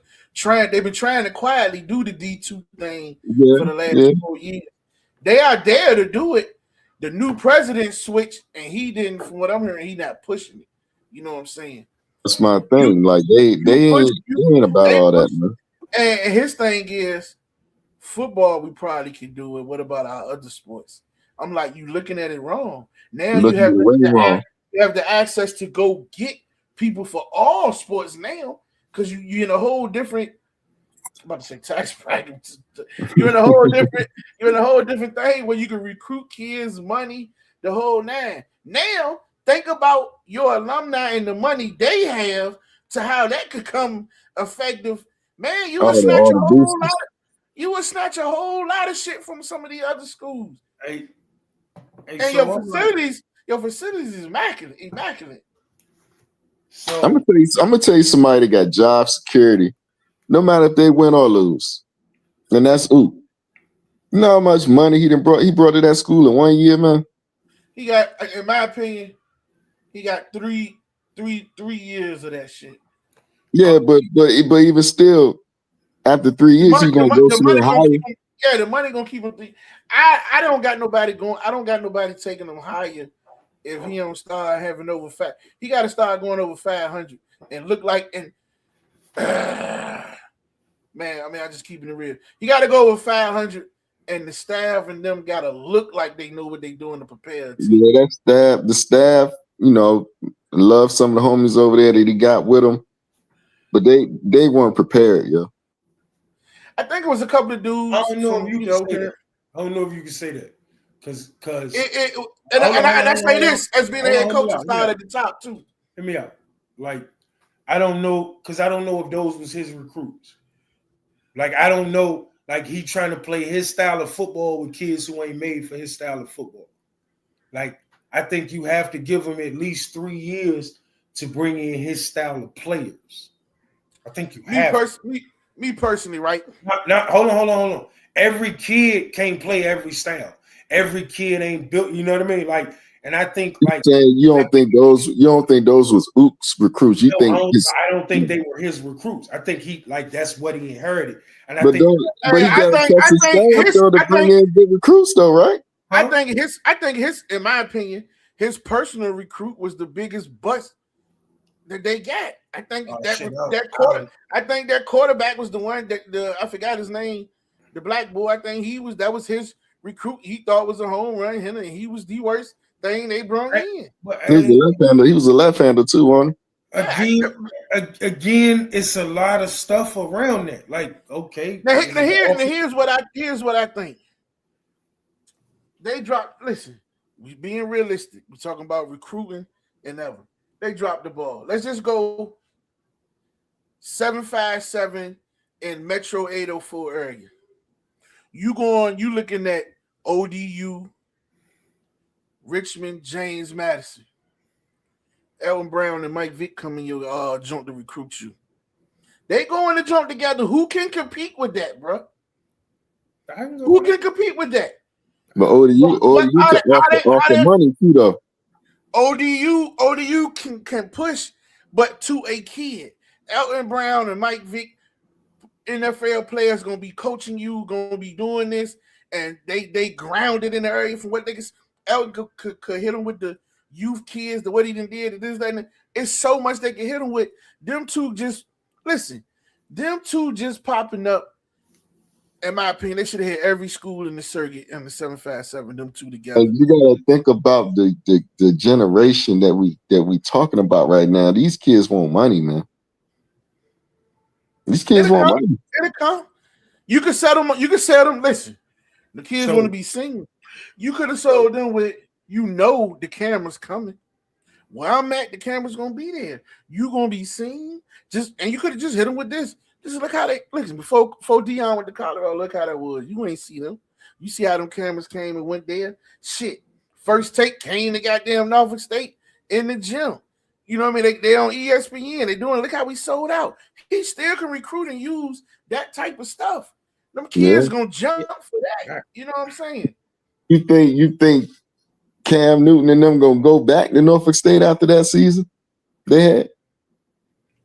Not initially in the beginning. Yeah, they gotta do some winning. Shit, they play. That was on the strength of Ook, man. That was just all on the strength of Ook. It won't because it was no. Now here it is. They come out the first 6 game of the season. They 3-3. Right. They can get somebody to come now. They can get somebody to come. Just look at every game. You had Lou. Man, you had every game, home game was star-studded. You know what I'm saying? All right. So yeah. So for me, I hate the transfer portal. I hate it. I do too. I do, but how they dog the athletes for so many years. You know what I'm saying? I ain't a huge fan of it, but it's like you say, when things used the right way, for those in them fucked up situations, been shitted on and lied to, it's beneficial for them. I signed the Virginia Tech because goddamn Beamer wanted me this, that, and the third.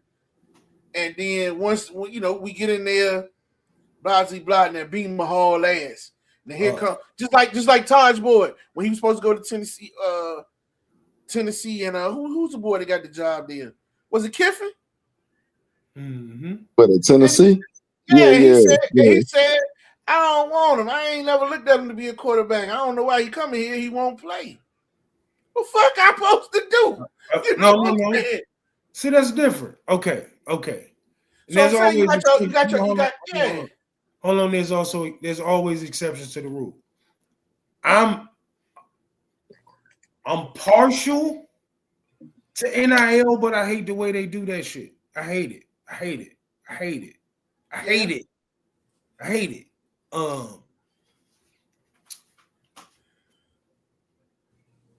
I watched the interview with Nick Saban. Where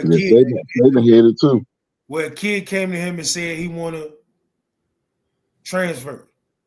He asked the kid, "Why you want to transfer?" Kid said, "Because I want to play." He said, "Who you better than at your position?" The kid said, "Nobody." He said, "Who you work harder than? Who you know more film stuff than?" The kid said, "Nobody." He said, "Hey man, you know it's my job to put the people that's best prepared to help the team win." The kid said, "Hey coach, I don't give a fuck about all that. I want to play. So I'm a transfer." That's why I hate the transfer portal. Because in my world, hold on. Man, where did he transfer? Did he go down? Did he go D2? No. Hear me out, please. Just hear me out. In my world, dogs don't dog no more. Because I can just go to another school where coaches say, "Fuck it, you can play." And I ain't got to do nothing to do that. I ain't got to earn that. Oh, no, I get what you're saying. I ain't got to chase nothing. I ain't got to have a fire in my belly burning that make me want to stay up and do an extra 200 push-ups tonight. Because I got recruited by 30 schools. I chose this one. This one ain't work. Fuck that. I'm going to. We'll go through all 30 of them motherfuckers. Man, I done seen niggas who done transferred 4 times. Yeah. Some people be like 5 or 6. You had dudes this year after 2 games saying, "No, I'm shutting it down. I'm transferring." Starting, team undefeated, and they all ass. So I get it. You know what I mean? It's a loophole. Like everything got a pros, everything got cons. It's definitely situations. For situations where you know you better than the guy in front of you. And the motherfucker playing Timmy because his daddy the goddamn got the biggest bucks on the joint. No, I can go for that. And he pushing it, and you like, there's no way this dude playing before me. You know what I'm saying? Transfer portal, man, it's a good and a bad to it. I think it's mostly bad, but I mean, like it got to be a good situation where I agree for somebody to be in that portal, not just because I want to play and this is that, or I don't like my coach no more. I mean, like, I'm on a losing team. You know, like it's a lot that go in there too that a lot of people ain't gonna speak on. Like you coming from New York, you going to play for Alabama. You may be starting and playing. It's a whole lot of racial shit you just can't put up with. So you about to go to jail. I got to get the fuck up out of here. But you can't say that shit transferring, because then who gonna, you know what I'm saying? See, it's little things we don't look at that could be a fact. Also, I go to this too with the NIL and the transporter, because those guys like Nick Saban and them, they don't hate it. They hate it because it leveled the playing field. Because at the beginning they had all the advantage because they was doing it when they ain't supposed to be doing it. They're going out buying all these charges and shit, getting them to the kids, and they're using that to get all the big recruits. You know what I'm saying? So, might top up. So when it comes down to it, now I could do that because my boosters can do that. It kind of leveled the playing field to, man, we know y'all playing the people. We know y'all doing this, that, and the third. So shit. Now, just like I said, like Christopher Newport. Imagine if they was D1 and they people open up the bank books and books. You know what I mean? Like shit. William & Mary was known for hand money. Imagine if they was a big time D1 school, bigger stadium and all that. And they could open up the wallets. You know, all that shit goes. But Alabama was having in Georgia. They was having like the best recruiting teams way before all this NIL and stuff. Yeah, because You know what I mean? behind the scenes, they was getting people. Listen, let me send this Porsche to y'all because they got everything there. So their thing is, we're gonna get you here so you can win, and we're gonna keep you. You know, that was the story was everybody that was somebody. Everybody had Hellcats charges at Alabama. They was all Mm, supported through Nick. You fuck up, bring them keys and sit them on my desk. That was the right. story for years. You know what I'm saying? So shit like that. It goes into different little things. We got like 2 minutes. I got to end this shit for the cop chop it up. But it's a different curse. I want to see how it go on the second. I got two local dudes. I want to see how it go. His coach love him, and his coach moving up to another school. He followed his coach down. So I'm gonna see if his coach gonna move him up to this bigger school he went to. And it's huge. I seen some dudes I done coached before. I seen they jumping in the joint. I want to see how that land out for them. What what what nephew going over there with William and Mary? He's still there. He like this. He love the school. You know what I'm saying? He doing this thing. Is he very certain or he what? He redshirted his freshman year. He played. He played this year a little bit. He did a little bit of work this year. What they talking about this year? Like he got a chance to compete? Listen. I don't know. We'll see. I hope so. It should be. I think Man, I'm saying he's sticking around for that NIL money. I don't know what he got going on. Because my thing was like this. The past previous 3-4 years, they, even if they had that one guy, it was a two guy they used, and they did this, that, and the third. So I don't know. It was to me. I didn't catch a lot of games. Man, he going over to Norfolk State and start. Man, Norfolk State. Listen, I don't know if he'll go. He'd go there and put him on the map. That's a whole nother zip up bag. Norfolk State got to reach. Norfolk State got to want you though. You know what I'm saying? Like, Shit, why wouldn't he got film? Oh, I know he legit. I'm just saying, in general, I just think to me, Norfolk State went out and got quarterbacks. Like I said, they went and got the dude. I just said they biggest joint was they biggest bust. The dude they went and got.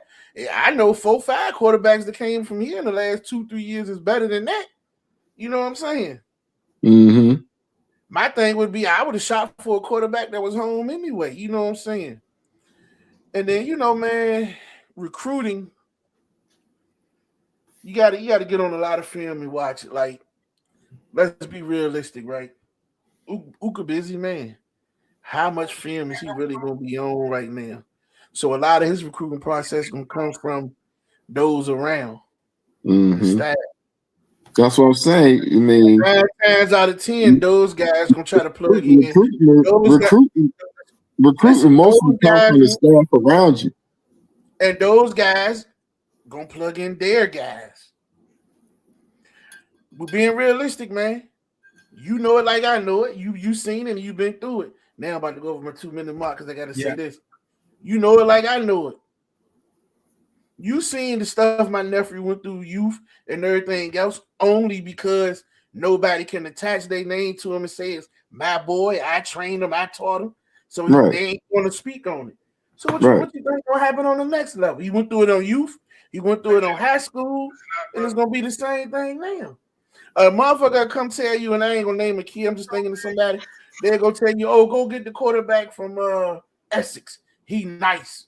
And the dude would be like, well, what about Lil Gurley, or what about what's the quarterback? Trying to think of another quarterback just came out. Or the quarterback from Ward Junior or something like that. Because they ain't got their name, so they're gonna be like, oh, they all right, but I go with somebody else. Why? So you telling me that quarterback better?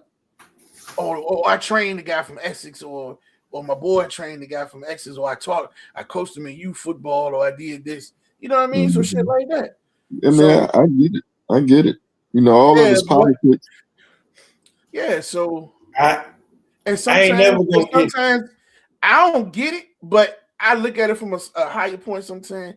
So I'm saying you might just don't need your people around certain people that's gonna do them dirty. That don't care for them anyway. No, You know what I'm saying? I'm talking about right? Like as a grown up, right? Mm-hmm. I ain't gotta like you, right? To see the talent in your son and give your son a shot. My beef Man, let me with you. let me Hold on. Let me finish. My beef with you, whatever I got, is my beef with you, unless you did something to my son, right? Like I'm like, and y'all know me a lot of years. Y'all know I ain't just saying words to be saying words. Like, I don't understand it because, like, a lot of people claim to be grown men, stand-up dudes, whatever phrase they use for it. That's goofy to me. super. And I don't care who you are or what your accolades or how tough you are. I'll stand in front of you and tell you making a kid suffer because you don't like somebody in their family. I'll call you a sucker to your face. Like nose to nose, you a sucker. That's exactly what it is, though.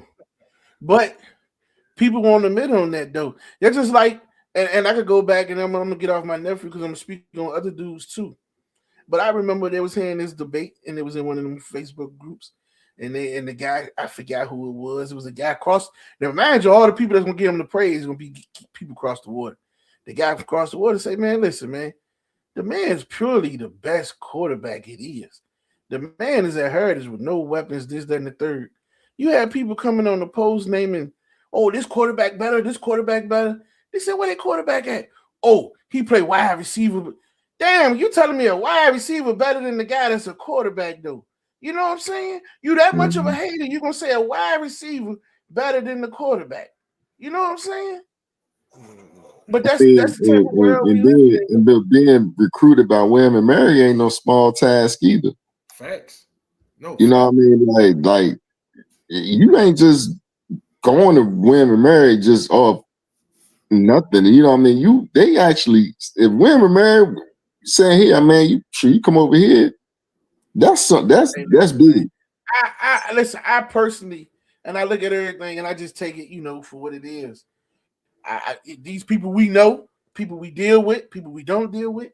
I have people, and I just listen to like, it's crazy because they that comfortable to say certain things and this stuff that I heard said to me, or text to me or whatever. I have people say, "Oh yeah, so what he got going on?" No, this when he was in high school, this junior year, senior year, he gonna get some real schools. He got them little schools. He ain't gonna get no big schools. Just crazy little shit like that. Then you heard, "Oh yeah, y'all did it wrong. Y'all don't know how to do the recruiting game." But then you turn right around and you watch them with their kid. You like, "Damn, if I did it wrong, you like you was gonna show me something. What happened with your son?" Right. Shit, what happened to all three of your boys that went through? You know what I'm saying? But if you say that, then dudes will turn around, "Oh, you a hater." No, you said it, so I'm responding to you. And I punch you in your face. When you start talking about family and stuff, that's a whole other conversation. That's a whole other conversation. Talking about I don't hate on we got. Hold on. Because I came home from Ferrum. You and Derek was two of the scariest people in the city. What the fuck? I don't know what we got where people think they can talk to y'all like that and not get punched in the face. I was a saint, man. I don't know what you're talking about, man. Because when I be in them Facebook groups where grown people be calling other grown people kids bums and shit, nigga, you lucky my son don't play. Because I'll be at your 7-Eleven job in your mouth. Nigga, you ain't even get to see your son play because you had to work like that. 7-Eleven. Nigga, you a conversation like that, man. I got out the group. I said, man, I don't do that. I don't talk about kids, man. And that's why for years I didn't speak on it, but as a man, the more and more, that's why, and we all know the dude name, and he the only name I see on here because he did a lot of sucker shit. It's like the nigga T-Free. That's why I don't have no kicking for him to this day. Like as a man, he purposely did shit to sabotage and hate on my nephew when he's supposed to be the quarterback architect, all because he never trained my nephew, or all because my nephew ain't never fucked with him. Like, you's a whole fucking sucker, bro. You know what I'm saying? So that type of shit. Yeah. Like, I mean, and this ain't no, oh, I think so. I did. No, it's a proven fact. You know what I'm saying? And there's plenty of things I ain't gonna keep going through all the shit he was said and done and everything else. Like, and for dudes to sit in your face, that's just like if us on here, if you knew a dude was personally sabotaging doing something to my nephew, and I talk to you about it, and you'd be like, yeah, I ain't never heard nothing, know nothing about that. You just as much as a sucker as he is. Because how you supposed to be cool with me? You could be like, listen, man, he his own man. I don't agree with that shit he doing. You can leave it just like that. You don't have to go through everything and do everything. You know what I'm saying? But to act like you don't have nothing to do nothing about it, that you know. And there's a couple dudes like that. You know what I'm saying? So you mean to tell me these guys out here training these kids got that much influence on recruiting? Recruiting. It depends on how much influence a person or the high school level. Or you talking about college and high school, or just high school? On certain situations about, you know, certain camps, certain things, or just speaking on the kid crazy in general. Like, for instance, if we doing a showcase and you running the DBs, and at the end of the showcase you got to pick the top 10 DBs. But it's everybody out. You're gonna pick the ones you train. Everybody around here, listen now. Everybody around here know Tony from Tony from Denby. One of the number one or number two DB. You could argue maybe one person maybe better than him. But everybody know he the number one, he the top 2 DBs around here. Right. You know what I'm saying? But you go and pick 10 dudes you train, and you pick 4 of them that's in 8th grade, and you saying they better than the junior DB that's been playing since a freshman, lead in tops in district and everything else. You know what I'm saying? Yeah, that's bias. I mean, but if you a true sports head, if you're a true sports head, you will see it. But you know, it's a lot of, like I said, man. So that goes into play. For instance, if you run in the camp, let's change it to basketball. You run in the camp and you going, we got all these kids, and at the end of the day, we're gonna put 2 teams together and run a game. So you know this little Tony, he one of the top point guys around here. So at the end of the day, you tell the people to pick the team, and they pick the team, and you know this little Tony ain't out here. Hold on, man. Where little Tony at? Yeah. I ain't saying he got a star. You mean he ain't make now one of these teams over this or this? Somebody, it's too many people for that shit to slide through the cracks. You know what I'm saying? Yeah, I get it. So and that goes with the same thing. Matter of fact, that goes into a lot of the stuff when you see going on in these groups now, because people want to. I'm not saying the person want to say he trained them, wanted credit, or the person didn't want to get, but that's what the argument was about the other day. They saying he ain't want to get a trainer credit. The credit saying he's saying it wasn't about the trainer. The trainer didn't want credit. So you know, it's just all about, that's what it's all about. But we hear this though, because how many times you been at a youth football game and you see a kid that's straight up nice, nasty? You be like, oh, he legit.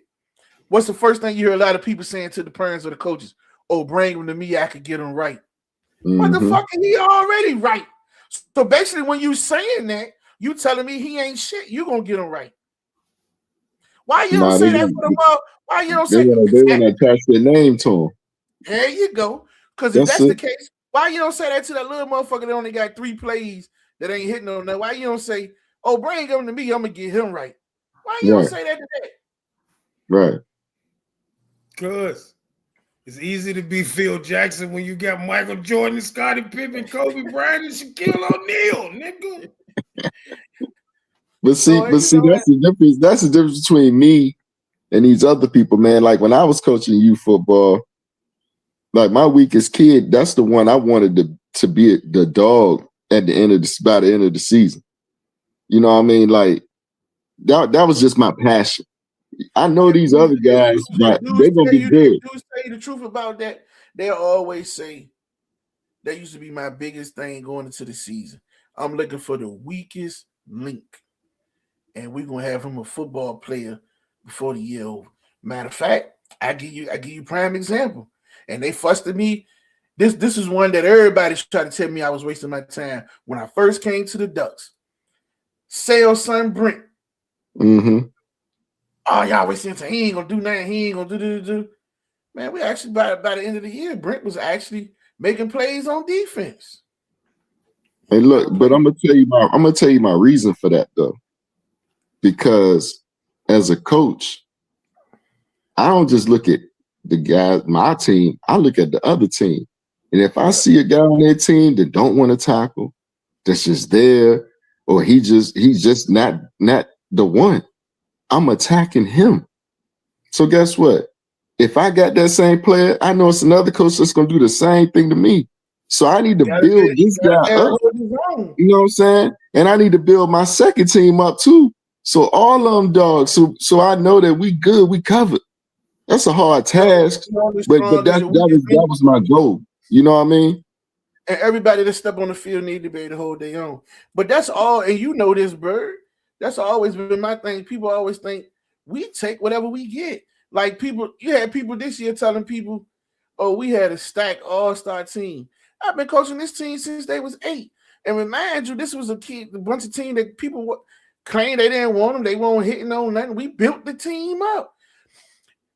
Almost everybody on our team that came to it. Now you see different things. Everybody pretty much that came. This was a team full of linemen. Even our skills was linemen. You go through their whole roster and you ask them, what did they play before they got with us, before we put the ball in their hand? Everybody was linemen. Mm-hmm. A lot of kids is their first year playing. A lot of kids last year was their first year playing.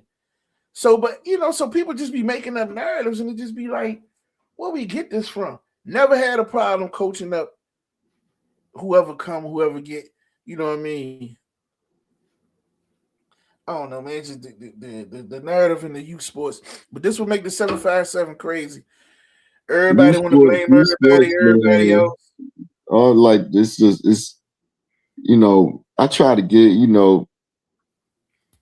out there a lot more, man. And it's just watered down to me now, man. Like it's real watered down. Like I remember when it used to be kind of balanced. Now it's just like you already know it's just gonna be 2 teams that come out of this age group. You know what I mean? This age group is gonna be one team that's just gonna dominate the whole thing. Like it's too predictable. Back in the day, it won't predictable, man. Even with Dora Miller, Boys Club, Oyster Point, Denby. I remember Oyster Point ran the table on us one year. Ain't nobody expect that. But see, you gotta remember back then, right? Fair. You gotta remember this, man. Back then, you had what? Boys Club, Doors Miller, Oyster Point, Deer Park, Denby. That was it. Listen, here's 2 to 3 key factors that why youth sports are different now. One, you have 5 organizations on the peninsula, period. Right? All of it was in one league, that was a good thing. Mm-hmm. Two, 80% of the kids that's playing today wouldn't be playing when we played. The fucking weight limit would have crushed 80% of the kids. You know what I'm saying? Nowadays, the guys that's nailed it, like for instance, back in the days, my running back probably would have had to play line. Mm-hmm. You know what I'm saying? What the weight limit was like 100 and shit was crazy. It was crazy. It was no big dude. The league was like 135. It was no big dudes able to play. Man, I graduated high school at 160. I remember being in Be American. It was either Be America, Be National. I was playing one of them twice, and they told me I had to lose weight. I'm like, yo, what? I gotta lose weight. I ain't, like I just said, I graduated high school at 160. Listen, So man. So imagine you what I know, was wearing back then. Facts. man, I got a couple of linemen. I seen a couple of linemen on my joint over 200. You know what I'm saying? Several of them over 200. Like they wouldn't have touched no youth football back then. You know what I'm saying? Man, So that it won't no mandatory playing time. but listen, on that part, There's been a it's whole lot of pissed off parents right now, boy. We still had that. it's a gift and a curse on that part. So, you know, that hurted a lot of kids. Because imagine, like, for instance, me coming up, I wanted to be involved in football. That's what I shit. But I couldn't play. So by the time I get to high school, if Tony and them been playing in Williamsburg, because they ain't had no weight limits and they've been playing the whole time, how far am I behind as a lineman going to play my first year in 9th grade to somebody that's been playing their whole, you know, youth career? Mm-hmm. Yeah. You know, so the big guys was at advantage. Coaches ain't gonna take the time to work with you. They're gonna say you're lazy, this, that, and the third. And then it goes to this, like you're talking about the NPR players. Man, I seen the club, and I ain't gonna call no coaches several years, several times. I'm only speak on the club, because that's why I used to watch heavily. I seen teams up 50, 60 points, bro, and you still got kids that ain't played. That's ridiculous, bro. How? How we up 50, 60 points and you still got kids that ain't played? So that's why you put rules in effect that, man, at least get 4 plays, man. You know what I'm saying? Yeah. If you can't coach for a kid to get 4 plays, you don't need to be coaching, man. It ain't say you got to give him the ball. You know what I'm saying? You got to play 4 They got plays. strategic. You got to hide him, especially if he ain't developed yet. You got to find a spot where you can hide him so he ain't hurting your squad. So damn, you mad at me for making you do what you supposed to do? You a coach, right? You should be coaching your team instead of most people around here only coaching they superstars. No, coach your fucking team. Yeah. Because if you going through certain shit and you going live in practice, that's 22 people out there on the field. You mean to tell me little John don't never get no burn at practice neither? So he ain't doing nothing in practice or the game. That's my gripe too. Like, rec league supposed to be a developmental thing too. It ain't just about your best player. See, it changed, man. Rec league done changed, man. Like, social media changed the world, bro. Social media grabbed it and they killed it. You know what I mean? And these kids ain't getting developed. It helped it and it killed it too. But the kids ain't getting developed now. You know what I mean? Like, it became a big money thing now. You know what I mean? It's a showcase. But truth be told, right? A lot of kids weren't getting developed back then neither.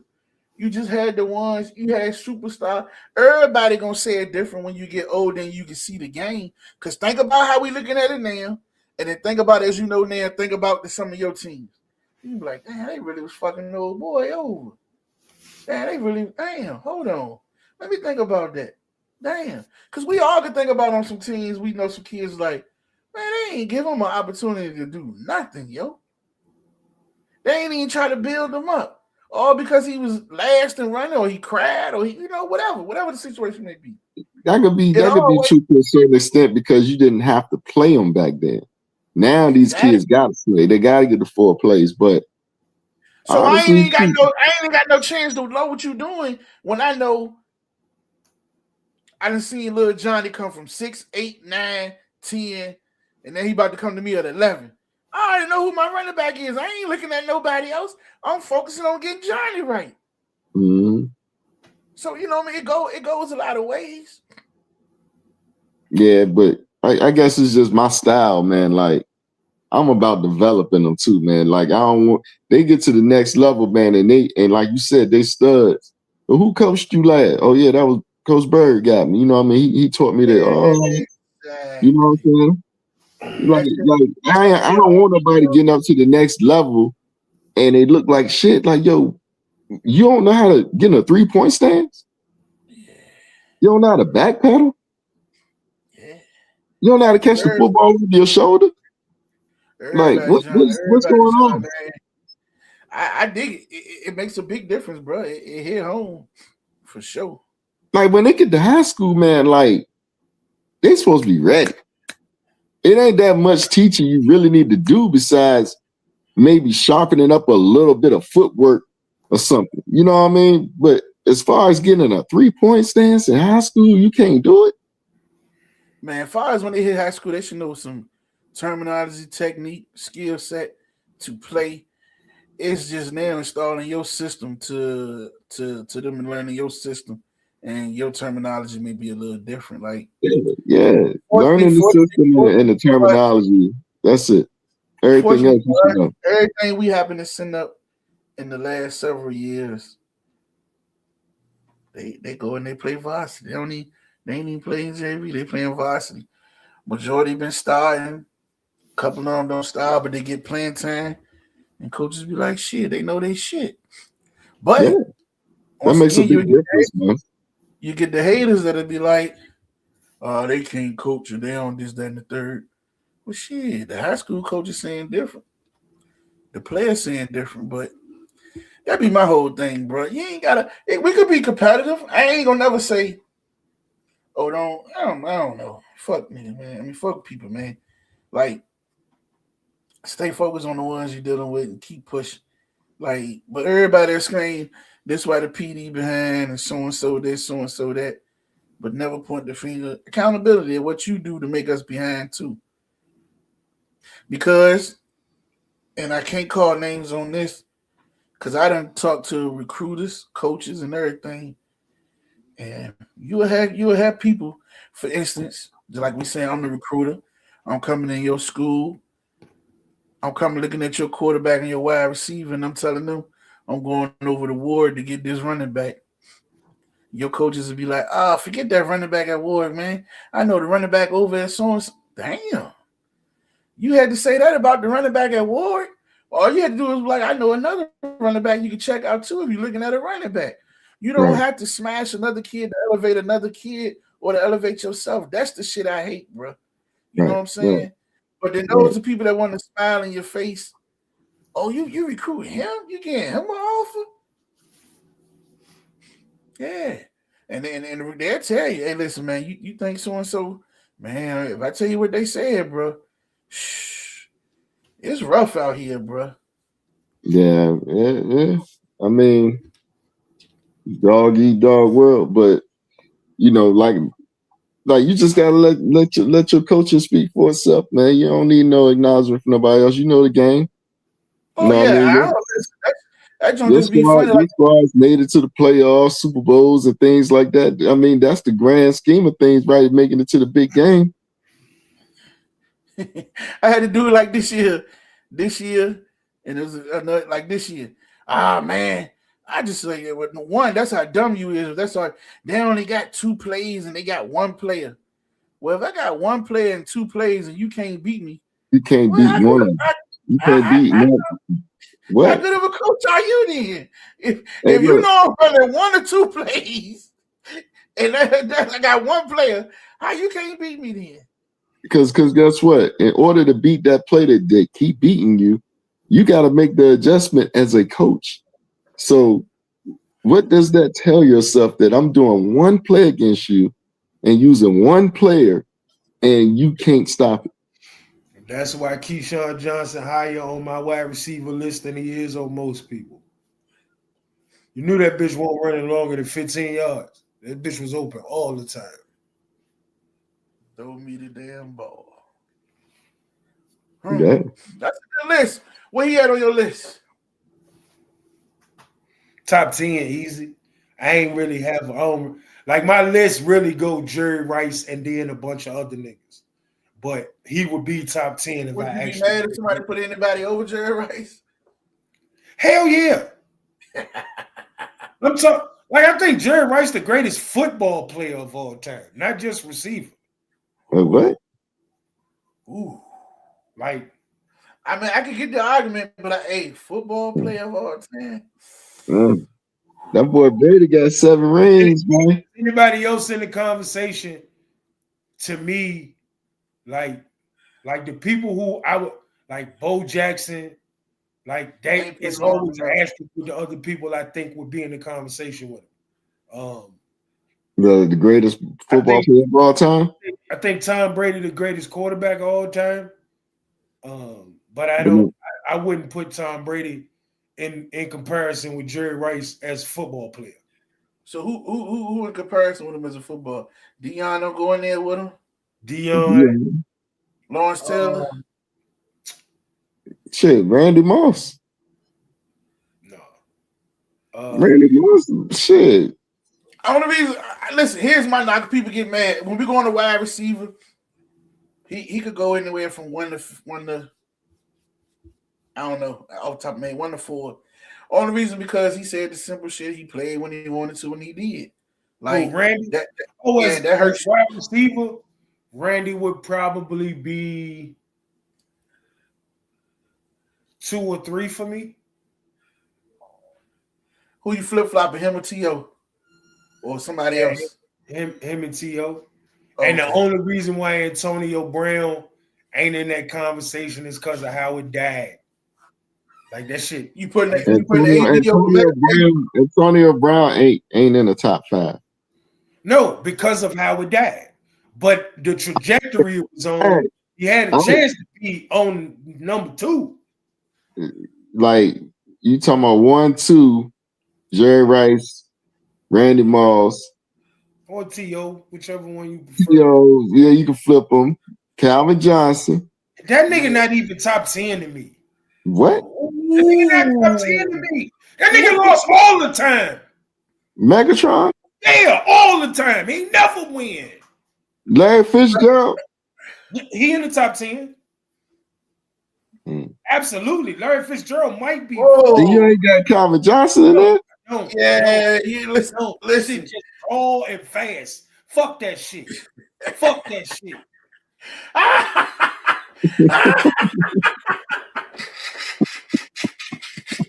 That man ain't winning. Where you got Mike Irvin at? Where you got Mike Irvin at? Like 7-ish, somewhere around there.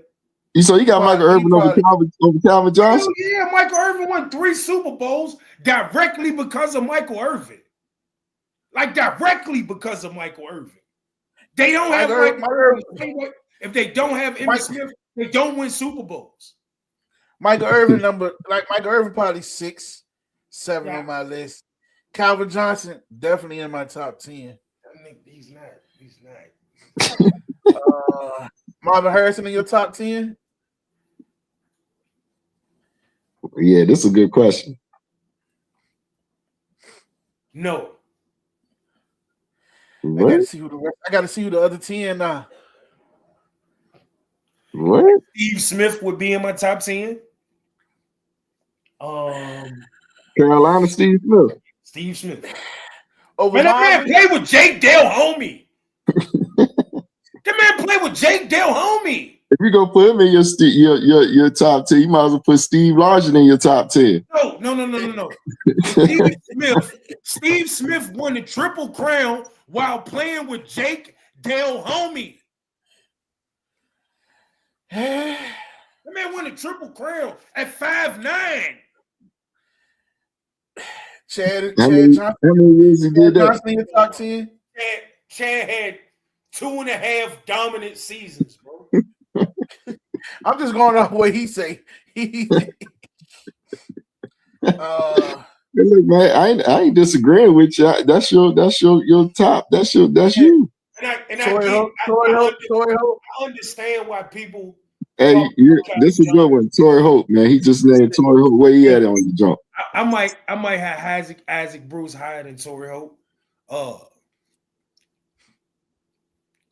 When it come to Calvin Johnson, if they all 21 years old and they getting drafted, yeah, he gonna probably get drafted first.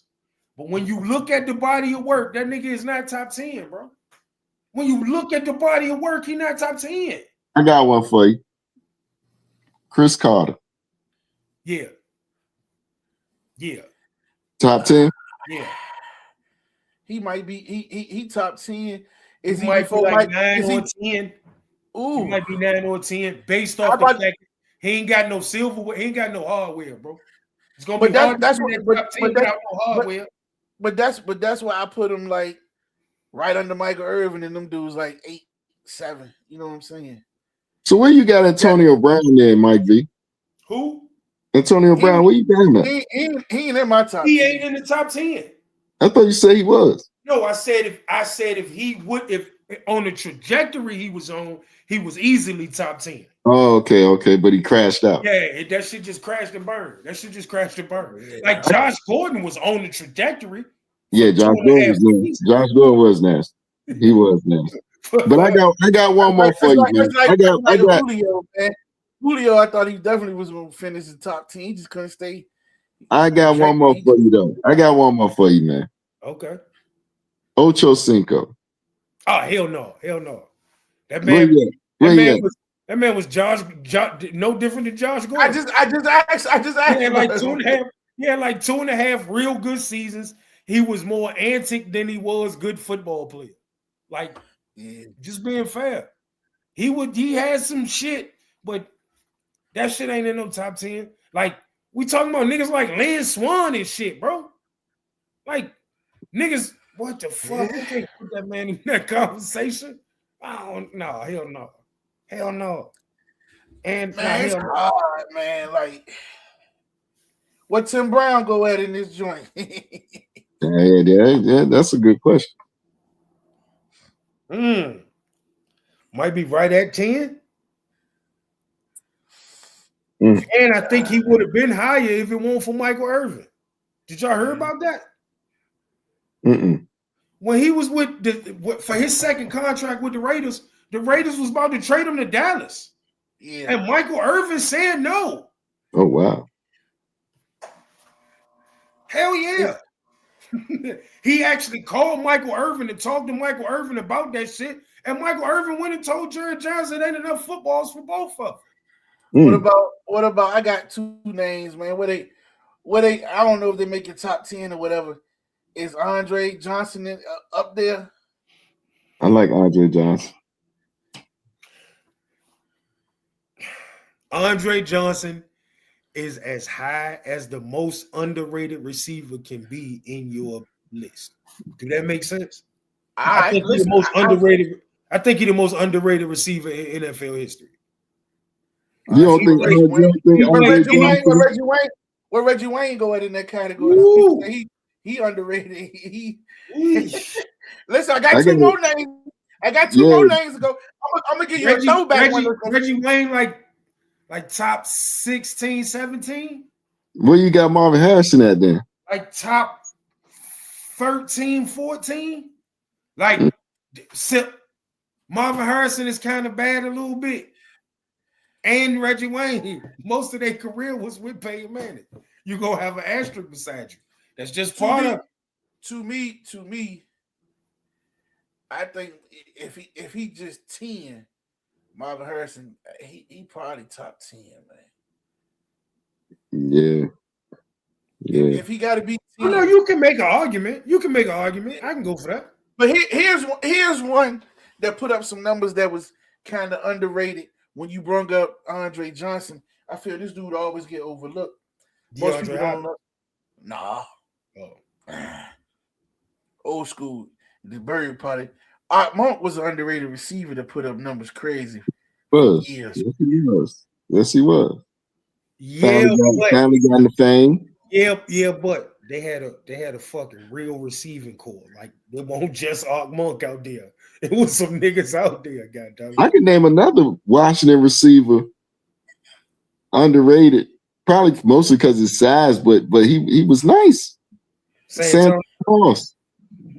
Yeah. And he played his biggest. He played his biggest in the biggest moments. Yeah. I fuck with that nigga. I fuck with Santana Moss. Like he was best when they needed him to be his best. Like hell yeah. It's crazy because dudes like the Bo Jackson shit, right?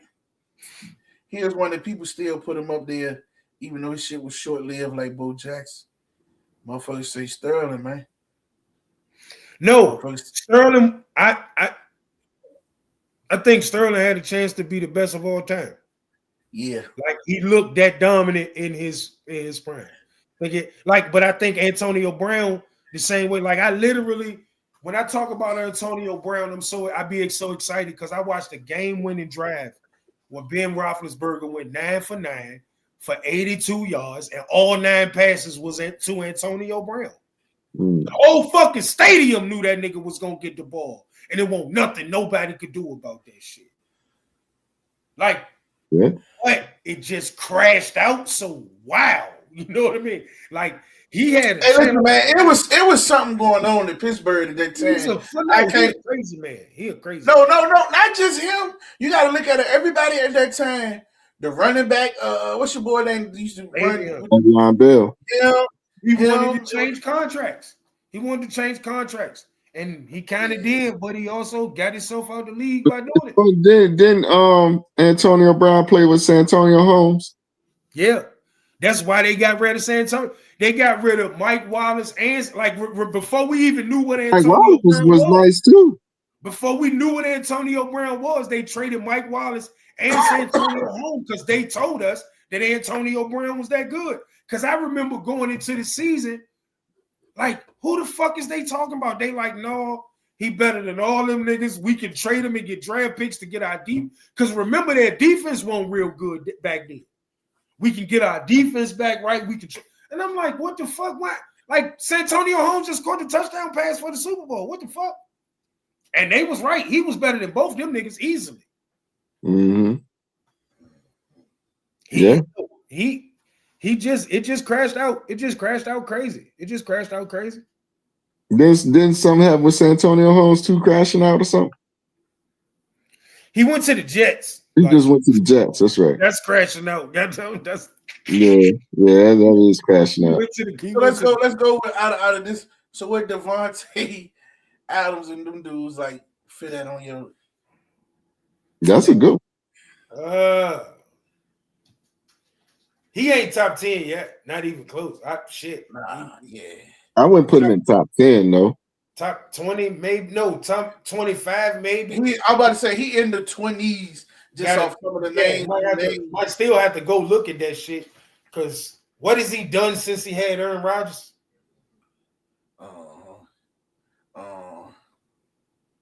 Because there's some people that say, well, you talk that Jerry Rice shit, but he had 2 Hall of Fame quarterbacks. Well, neither one of them niggas won without him. Right. Well, before the injury, he was like number 2 in touchdowns this year. Who? Devontae Adams. Okay, I can go for that. Only person to top of him was Jonathan Taylor. Okay, I can go for that. I mean, so he balled. He was putting up some numbers. I can go for that. And I don't not like Devon. I think like all that contract shit and trading teams and shit, a lot of that shit hurt him. But also too, you know what I mean? Like, you can see the difference with the Rams offense now, too, with him not being in there. No, that's the facts. I mean, because you see Stafford, he throwing the poop in the cool if he got 2 people on him. Like, he just don't trust nobody else, really. He's just now, like against Atlanta last night, which is not a good comparison tonight. But against Atlanta last night is the first time I see him throw a lot more to other receivers than Puka. And even last night, he was still trying to force it to him. But see, why everybody call Matt Stafford this great quarterback, I think that's who he's been his whole career. Hey, look. He force-fed Megatron. When he first got to the Rams, all he did was force-feed Cooper Kupp. I think that's who he's been his whole career. Hey, look. So he's just always been afforded having one of the better receivers in football, so he can do that. Mm. So I went to Google and looked. I said, let me look while I'm doing this junk talking. So I just typed. I said, let me see a list of the top 20 football players ever. So they got the unquestionable list 1 through 5. They got Jerry Rice number 4. So here's the list. They got Tom Brady, Jim Brown, Lawrence Taylor, Jerry Rice, Reggie White. That's the top 5. They got the foundation legends, Walter Payton, Joe Montana, Anthony Munoz. Man, these people crazy. Not no number 8. Peyton Manning, Don Houston, Superstars: Johnny Unitas, Dick Buckus, Deion Sanders, Barry Sanders, Ray Lewis, Aaron Donald at number 16, Ronnie Lott, John Elway, Bruce Smith, Dan Marino, number 20. Where the hell Barry Sanders at? Barry. I think he was like 14. I like Jim Brown. Jim Brown played, it was like 4 teams. You think Jim Brown was better than Barry Sanders? I think Jim Brown the best running back. Well, I think the second best running back of all time to me. Who, Walter Payton or Eric Dickerson? Neither one. You better not say Emmett. Adrian Peterson. Oh, well, I don't know about that, but you better not say no fucking Emmett. That's fuck no. I don't think Emmett is a top 10 running back. I give him top 10 just for the thing. He might make my top 5. I would probably put him right outside. And honestly, he would be, if it weren't for that year where he held out and then they came back and they won 14 straight and won the Super Bowl, he would actually be lower on my list. That is the greatest offensive line of all time. And if it ain't, it's number 2. So, like, it ain't my fault. You gotta think too, man. The offensive line ain't blocking no more than about 5 yards or so. He got to do the rest of the work once he get past the line, man. Okay. Yeah, but them niggas was so massive. Hold on. Let me say this. If you were running, where Barry Sanders at on the list first? Before you go through that, like 4. Ooh. You talking about the running backs? Yeah. So name your top 3 over Barry. Yeah. Adrian Peterson, Jim Brown,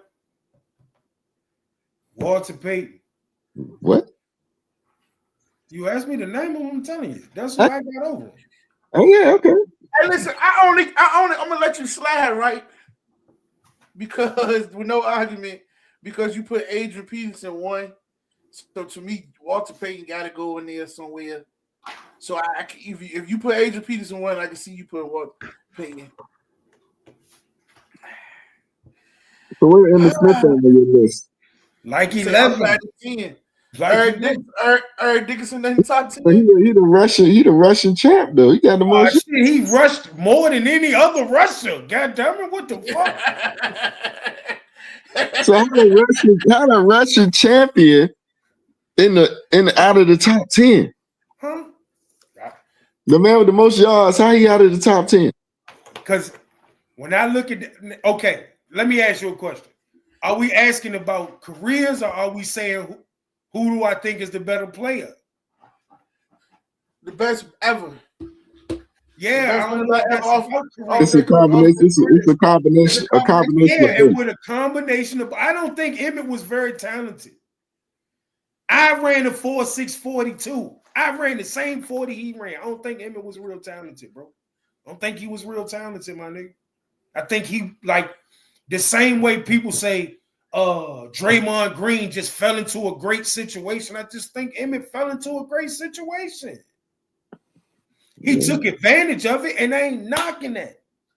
But my whole life, I've heard everybody who ever talk about running back say, if Barry Sanders was behind that line, if LaDainian Tomlinson was behind that line, we all heard that.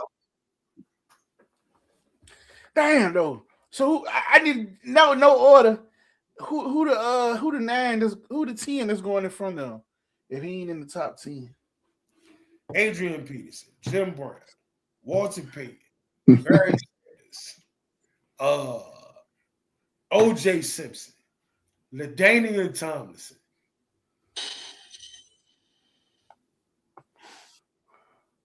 Marshall Faulk.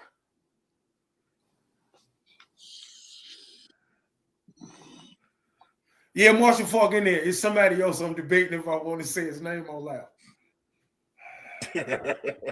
Eric Dickerson? I already said Eric Dickerson. You did?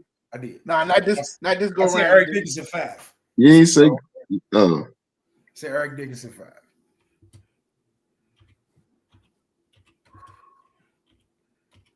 I tell y'all a running back he ain't had the numbers.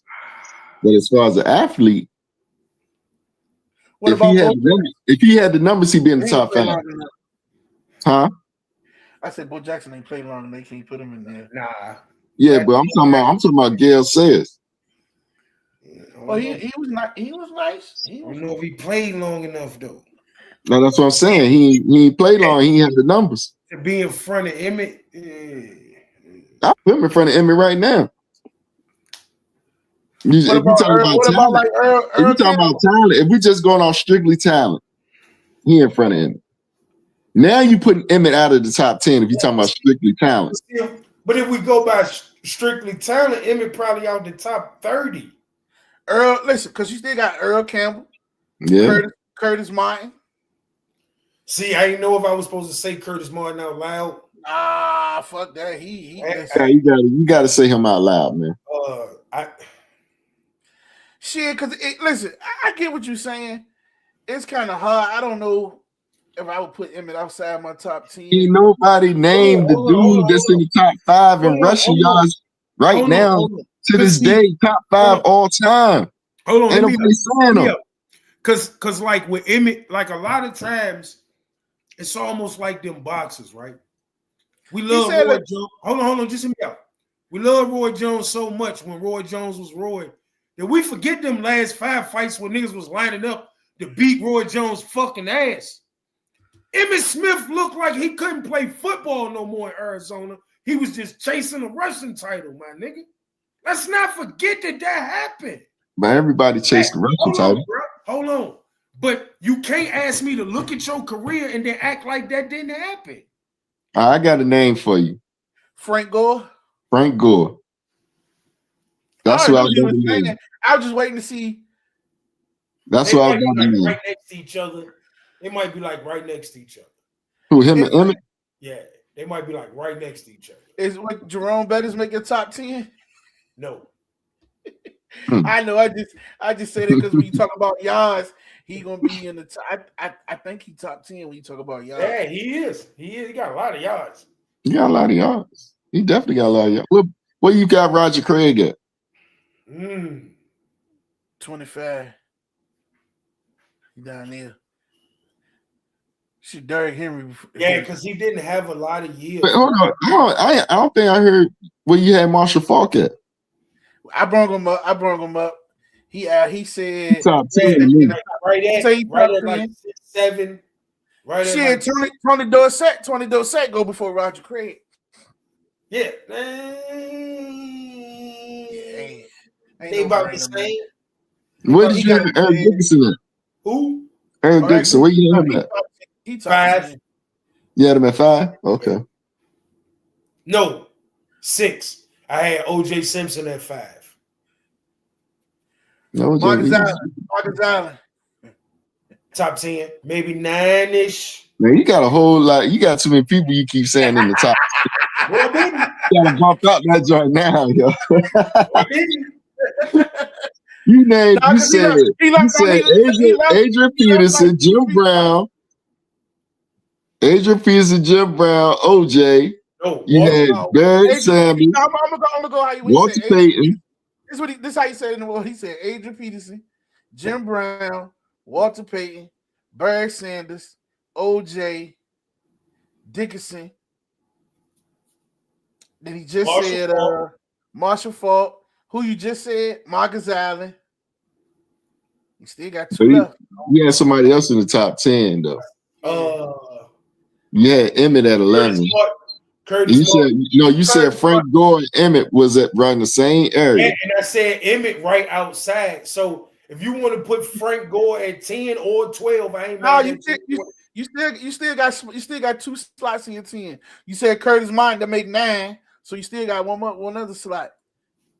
So I got Frank Gore. The Damian Thomason. So Frank Gore will be number 11 now. Emmett be 12. Or Emmett will be 11 and Gore be 12. Okay. Like I think they kind of could be interchangeable. So Gale Sayers go under them? Like Gale Sayers didn't play enough football for me. Yeah. Okay. Here's one we forget about. Well, nah, because his rushing yards. You got Jerome Bettis. You got Jerome Bettis under them too. Yeah, I got Jerome Bettis under 20. Ooh. What about Thurman Thomas? Oh, that's a good one. That's a good one. In that 15, 16 range. I could go for that. Yeah. I keep forgetting, bro. Earl Campbell. That's the one I kept asking about. Earl Campbell. Man, From a strictly football standpoint, he top 20. He top 20. Okay. From what it turned into, he like top maybe 40 or something. Like, Hey, So man, this man got 4 Super Bowls. What about Franco Harris, man? You got 4 Super Bowls. okay. I did not count sports from back then. Hey, Roger Craig got 3, don't he? Yeah, but he was in the 80s. Franco Harris was in the goddamn late 60s, early 70s, man. They just started letting black people play sports with white people. Yeah. And let me say this. And we still like to say, If I counted sports back then, Lynn Swan would be way higher than a lot of niggas on the receiver list. Yeah. I got one for you. I can't think of his name though, but I'm sure somebody will help me out. Running back for Denver. Terrell Davis, Yes. top 15. I'm about to say You can't be in your 15, Mike. You got too many people up there in 15 now. No, I didn't. Emmitt Smith. Like since 10. Emmitt Smith, Roger Craig, Frank Gore. Frank Gore. You said Earl Campbell was in there too. No, he said 20. He said Earl I said Campbell 20. and then I said okay. really like 40.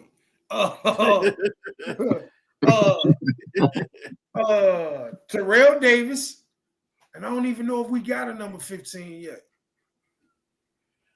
And I might swipe out Terrell Davis for Curtis Martin. So only because Terrell Davis when it got. So we said Gale Sayers and Bo Jackson, they was out because they ain't played long enough. Like you would just have to go off what you thought they would end up like trying to take like what they did and then multiply it, if that makes sense. Mm-hmm. Because so many people got MVP Derrick Rose is probably better than any individual season that Steph Curry got. But you can't compare Derrick Rose to Steph Curry. Gotcha. Yeah. You see what I'm saying? Like it's like what Bo could have been, like we might not even be having this conversation. Mm-hmm. Just like I'm a firm believer if Derek Thomas don't die, that we not talking about Lawrence Taylor as the best pass rusher of all time.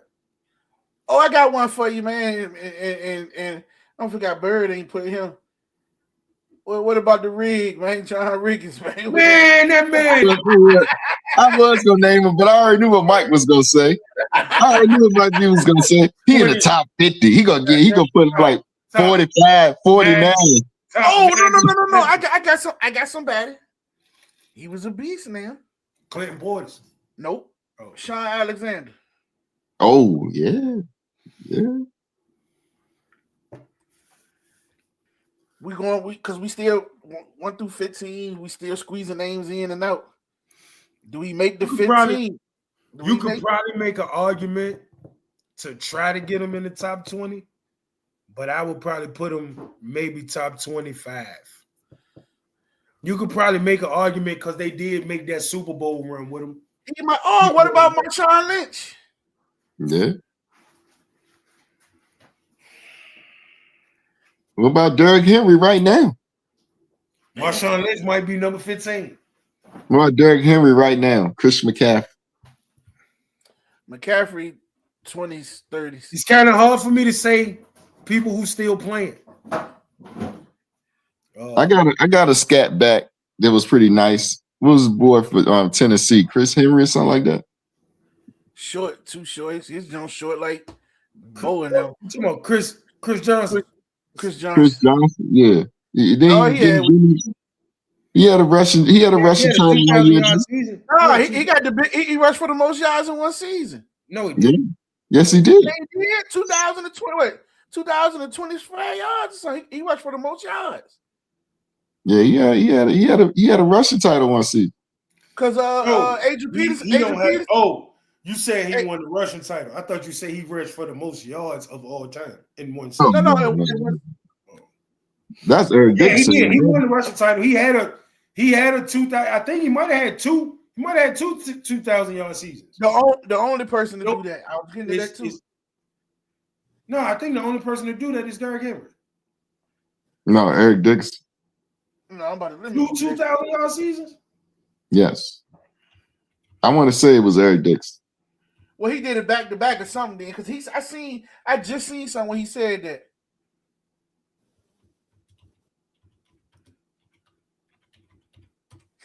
Chris Johnson, he had a little run. He was just undersized. I like the boy we had better than him though. Yeah, the Chiefs had a running back too. What was his name? No back. Holmes, Priest Holmes. No, I ain't thinking about him. I'm talking about Priest Holmes, man, or I ain't talking about him, the little skinny one from Texas, number 25. He was around the same. Charles. Yeah. Jamal Charles. Yeah, I But like Priest that. Holmes higher than Jamal Charles. Yeah. What about Christian Okoye?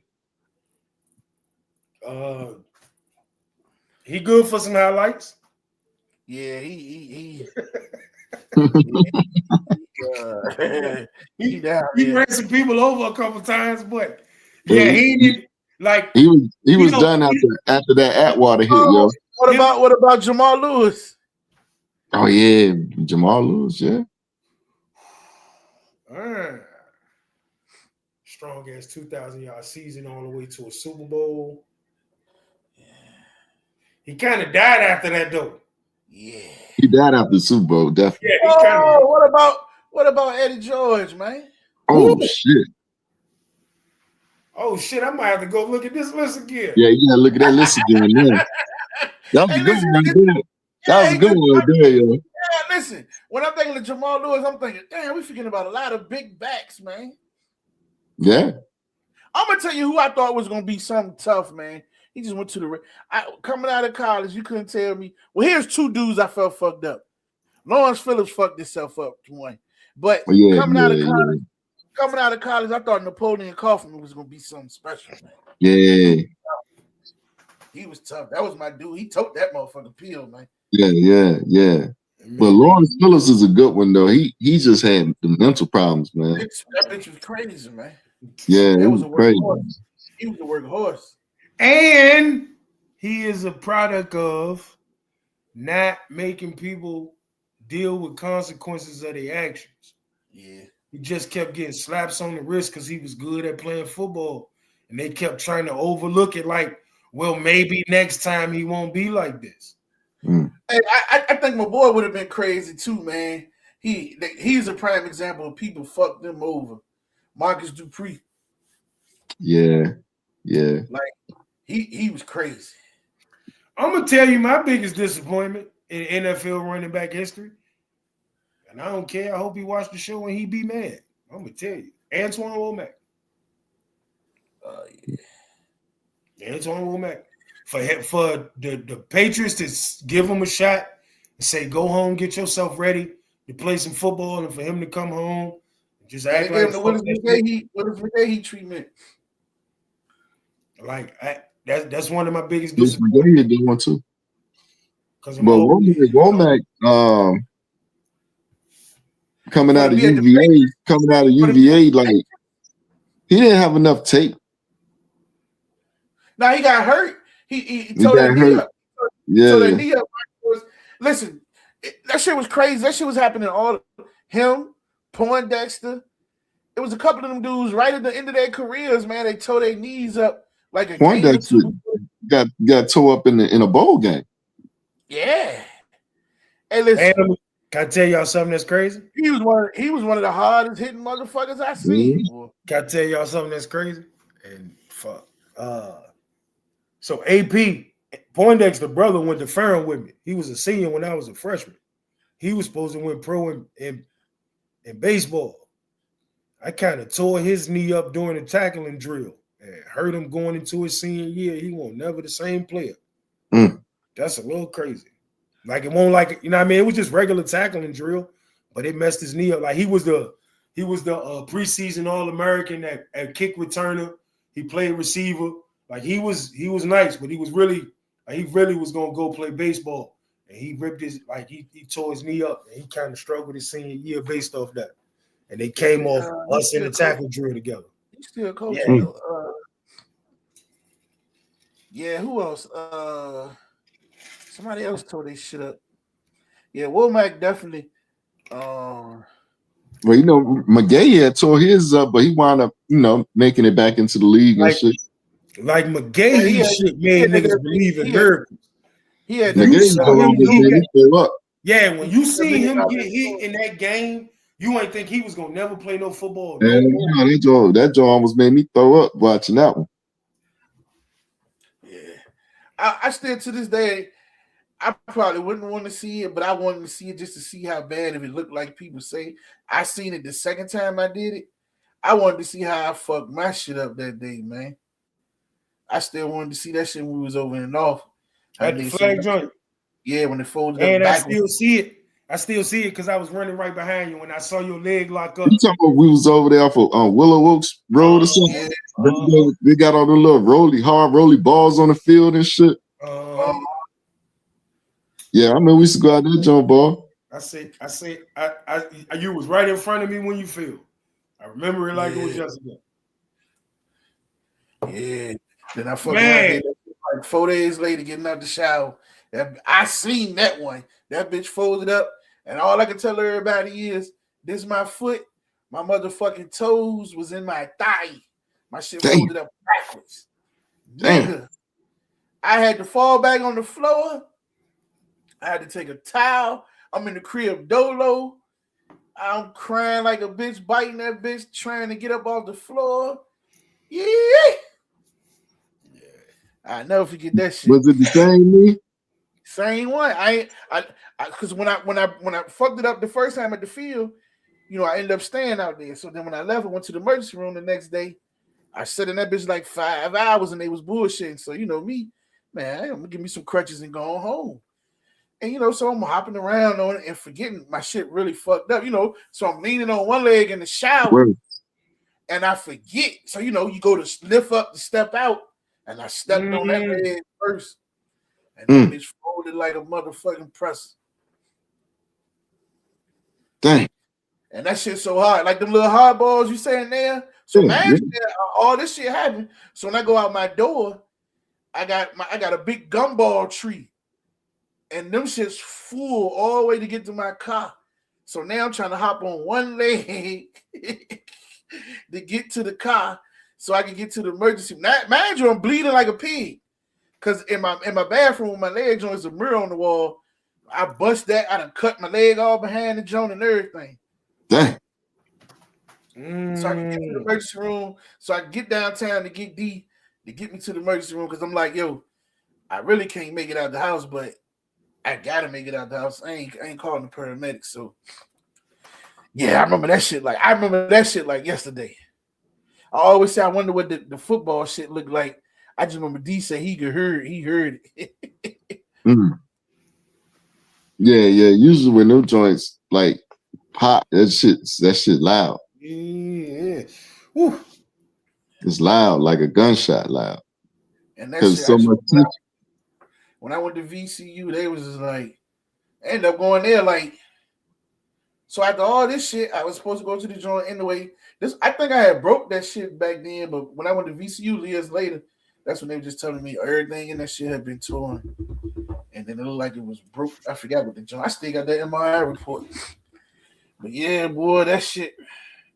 We just seen some injuries, man. Yeah. Shit. I seen niggas' legs breaking on the field and rec league, all types of shit. High school. I think Rob, you was playing JV when Robert Booth was playing against y'all over at Ferguson. He broke his leg out there. Hey, that's crazy, Birdie. Y'all disrespect. Y'all disrespect us. They disrespected us that game. I was holding the Listen, chain.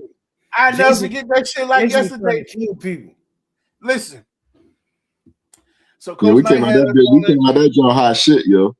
Yeah, listen, Coach Knight had us on. We had to be quiet because his whole thing was we're gonna go off my whistle. We ain't making all that noise like varsity. They doing all that hooping and hollering, and they getting their head cracked in. I never forget. So we out there. First, we about to go out and stretch. Y'all come through the locker room. Y'all huddle up on the. He was like, "Damn, they just gonna walk past." So he was already feeling some type of way. Now we out there scratching. They come walk between us with their helmets and their hands and walk between our shit. Coach Knight went crazy, fired us up. He was like, "Yeah, they think they the best shit, blah blah blah." Yeah, and they really thought it was because I think that's the I think Ook was gone that game. I think that's the first game I we played without know. Ook played. Oh, he played. Okay, He did. Yeah, Ook okay, played. that was his last game he played. That was his last game he played. Yeah, yeah, that was his last That's game. his last game. Yeah, that's when DeMarcus and Shelton took over after then. and then Marcus wound up coming over there to Mitchville. Rob broke his goddamn. Rob broke So, his yeah. leg. Jason was trying to kill Ben. Yeah, I remember that shit. Man, he was a dude. Listen, man, what happened to Ben Phil, y'all? Ben, like I swear to God, I saw him probably 5 years after high school. Like Ben was missing Ben was goddamn it, not doing the best. Rough. Missing teeth and all that shit. Like, what the hell? Like, yeah, like almost. Man, he was a dude when we was coming up, bro. That year, I was like, oh yeah, he about to set the district on fire. Ben Phil, y'all was unstoppable, man. He touched that bitch, he going to the crib. I just thought we was gonna be crazy. I never forget when we went to go play Ocean Lake that year, and y'all was playing them, and then they had no JV. So we like, yeah, we can hold our own. Coach Reed was like, nah, take y'all shit. That's sitting in the stands. And then he was like, he sent for Ook, Ben Phil, y'all, George Dotton. It might have been Low Bonner. He sent for like our 5 skill guys, put them in with the varsity line. They was getting off. Ook hit Ben on the strike, touchdown. He did something else. So then they scored like 2 tuds or something. And I remember Remy looked back and was like, go suit up. He let us get in, boy. I never forget that joint, yo. Ocean, yeah. No, we thought Ben and Ook was gonna be a goddamn connection. Yeah. Yeah, hell yeah. Man, I don't think he played no more. I don't think he played no more after then. No, I thought he went to Heritage or some shit. Cause I can't think of the white boy that played linebacker. Remember the crazy white boy that played linebacker? I know he went to Heritage. Oh, you talking about I know you talking about looking right at him tall. I was just about to say the tall one. Yeah. Yeah, but yeah, a lot of them end up coming to Mitchfield. And, I ain't deal with a lot of them at JV anyway. So when we came over to Mitchfield, like Matt came up. Matt was over at Mitchfield. DeMarcus came over there. Matt was the center. DeMarcus, senior season up playing quarterback. As hell, man. DeMarcus on the coaching staff. Remember Too Sweet stayed out the creek. Yeah. He took DeMarcus' job, man. Yeah, listen, Too Sweet was a freshman. Yep. He took that nigga job, man. Yeah. I remember DeMarcus won that first game, and they had him on the news going crazy for Mitchfield. I remember DeMarcus caught an interception when y'all was at first. He caught an interception. They tell safeties run cross field. Man, all the linemen was waiting on that nigga when he got there. Hey, man, that nigga was running in slow motion. He looked sweet coming on the field. He looked sweet coming on the field, though. Yeah, because he got the size and everything. Yeah, tall, you know what I mean? Like, in practice, he gunning that jump. I'm like, oh, hell yeah, we're going to be all right. Man, shit. Them goddamn other teams start firing off on him, man. Shit, that was it. Yeah, everybody. It hurt. Man, it's New Year's Eve, man. Y'all people, I'm going to bed. Them people ain't gonna keep. It's New Year's Eve, man. Hell yeah. What you doing? You doing something? Oh, damn, we still on. I think we just chat. We still on the live. What you doing? You doing something tomorrow on that? I'm gonna be in the we can. Hell yeah. Yeah, I ain't got shit going. Let's drop the ball. We're gonna drop the ball. Yeah, fry me some fish. Going out with the bang, cutting back on there, frying some fish, some salmon cake. I know that's right. Yeah, that fish sound good. Yeah, I gotta go get that dumb day. But that's what's up, fellas. I'm gonna get up early in the morning. I appreciate you jumping on, man. I ain't even gonna hit us without saying, because this shit was long as ever. So peace. We'll see y'all tomorrow night. Hey man, love y'all boys, man. Love you, bro. All right. Two